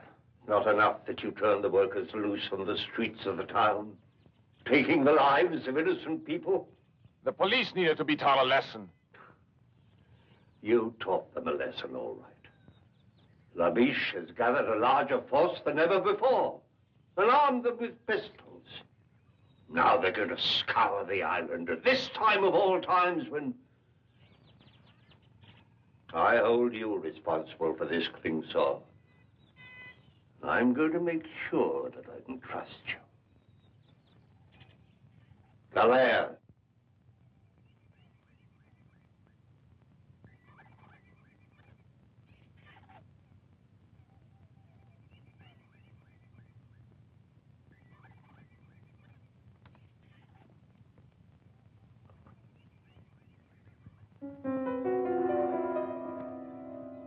No.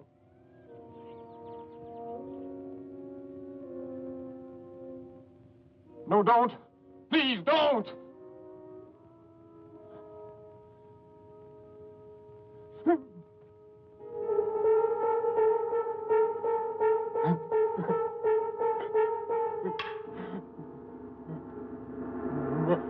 Maria.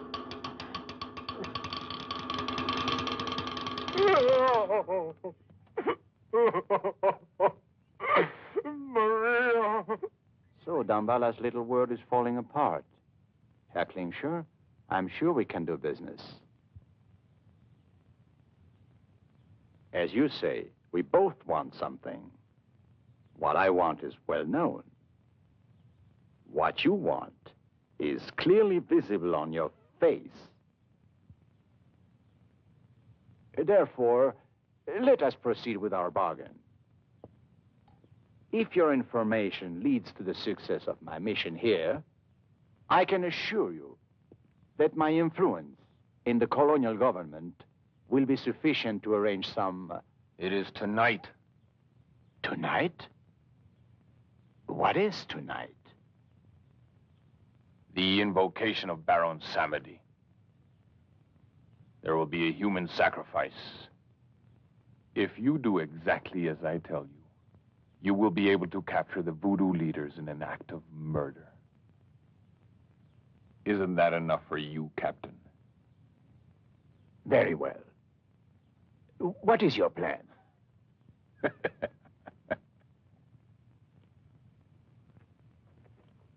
Go on. I find all this very interesting. Yes, isn't it? I never realized Uncle Carl was such a scientist. Yes, fascinating. For instance, here he tells about the snake bite and the drug that's used for its antidote. Charming.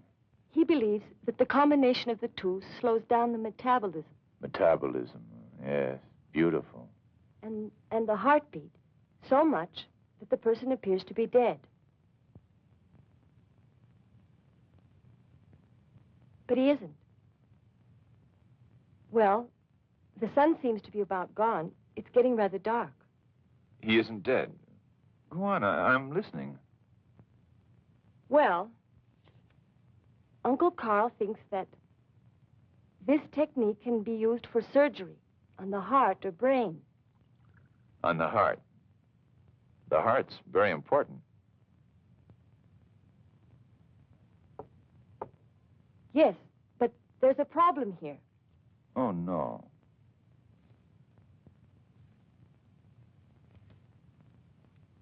The drug keeps the body alive, but the brain is destroyed by the action of the venom. So the victim becomes a sort of walking vegetable.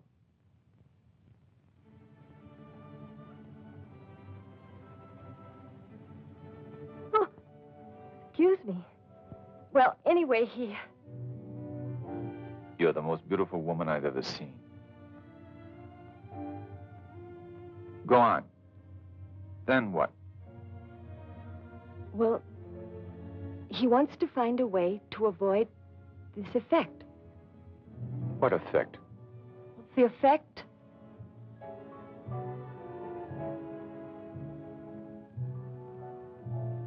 Mademoiselle, the fire of the sunset in your eyes is consuming my heart.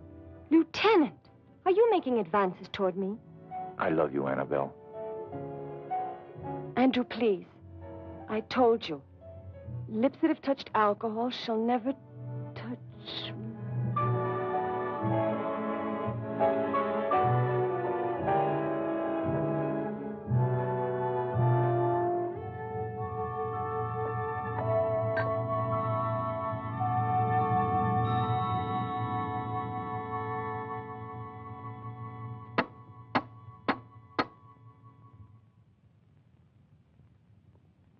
Yes? What do you want? Orders, Lieutenant, from Captain Labiche. Well, you can tell Captain Labiche... Sir, the police have deserted. The captain wants you to come with me to headquarters. I see. Wait a minute. Andrew, will you come back soon? Very soon, darling. Now, only death could keep me from you.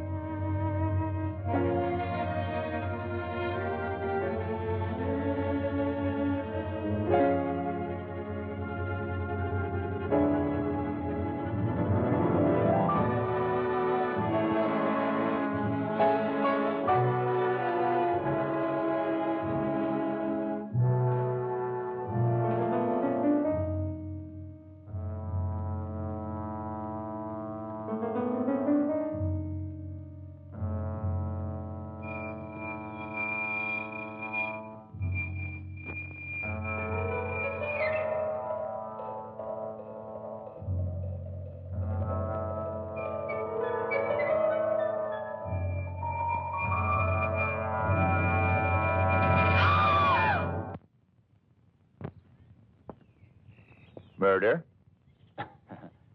Even you, Wilhelm, cannot condone human sacrifice as part of any religious rite. Of course not. I agree that it should be prevented. Good. Then I have your loyalty. But are you sure that this man Klingshore can be trusted? I trust no one, of course. And our police force has deserted us en masse. Does that surprise you? It's neither here nor there. But now we are alone, Lieutenant. Are you suggesting that we carry out this, raid by ourselves? Precisely. Precisely. But we have an ally that's worth 50 men. High explosives. Bullets may not kill these zombies, or whatever they are. But I'm sure blowing them to bits will be most effective.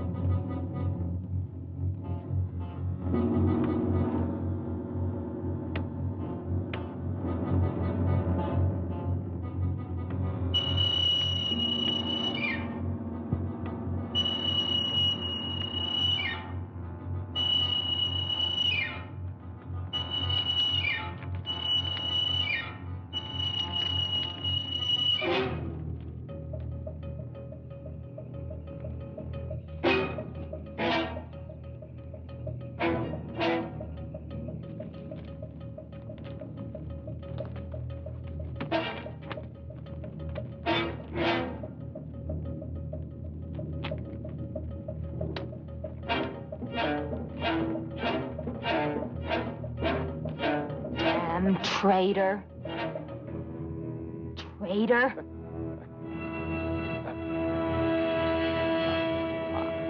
I didn't say anything. I was just putting some things away.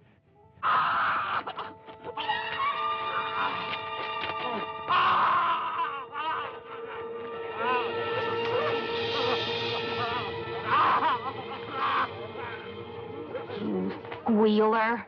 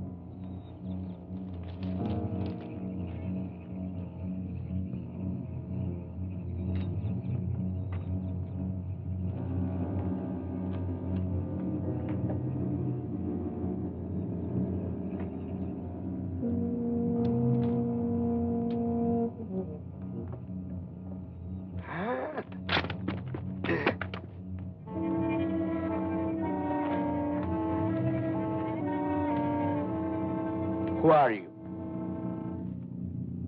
Who are you? Tell me your name.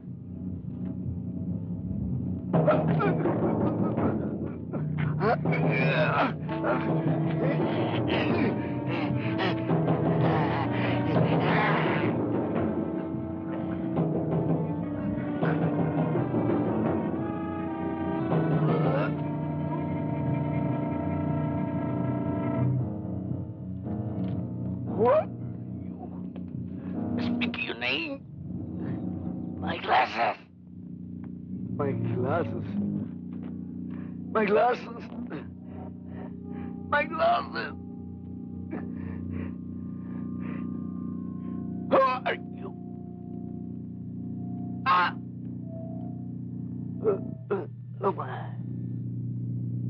Permessi va. Del pernuteggiet.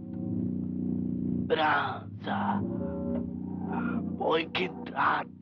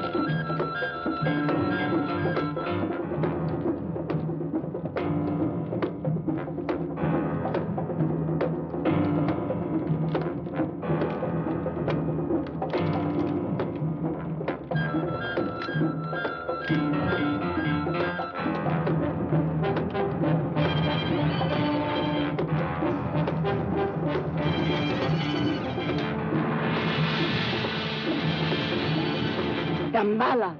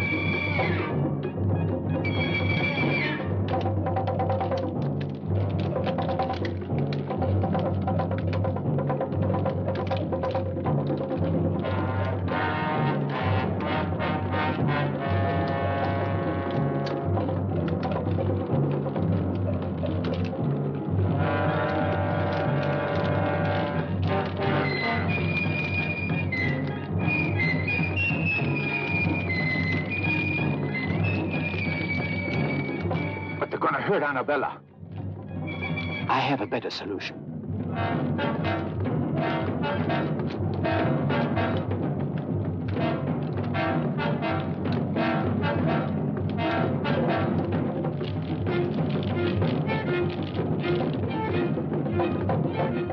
Allah himself will offer his blood for Shirta.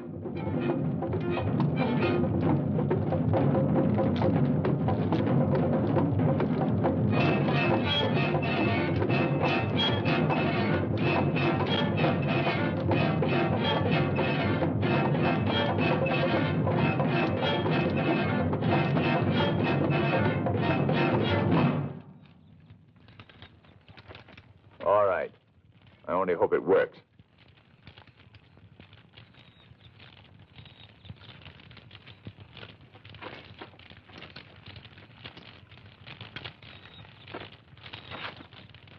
Salaud! Van Mulder, you are a charlatan, a fraud. Nothing will stop the sacrifice, Captain. Stop! You think that this miserable pig could be master of the legions of the dead? How foolish. His feeble mind is an open book to such a one as Calais. You came to witness a sacrifice, so you shall. And you shall witness the dawn of a new age upon the earth, the age of the Baron Samedi. Baron Samedi, your army awaits. Manifest yourself before us now.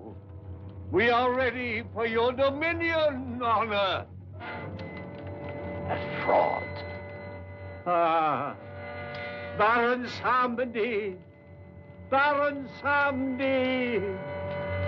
Baron Samedi. Continue the sacrifice. I'm dying, Calais. Offer my blood and the blood of my niece, Annabella, to Baron Samedi. So that they can start a new empire on Earth. I'm dying. I'm dying.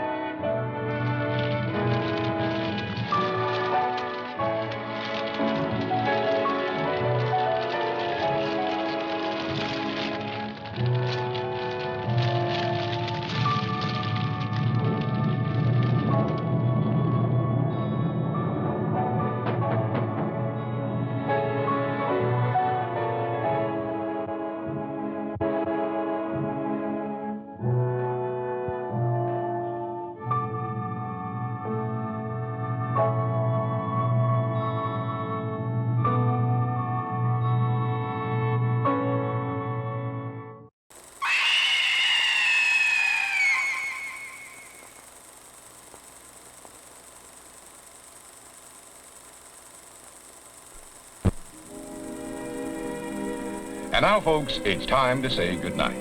We sincerely appreciate your patronage and hope we've succeeded in bringing you an enjoyable evening of entertainment. Please drive home carefully and come back again soon. Good night.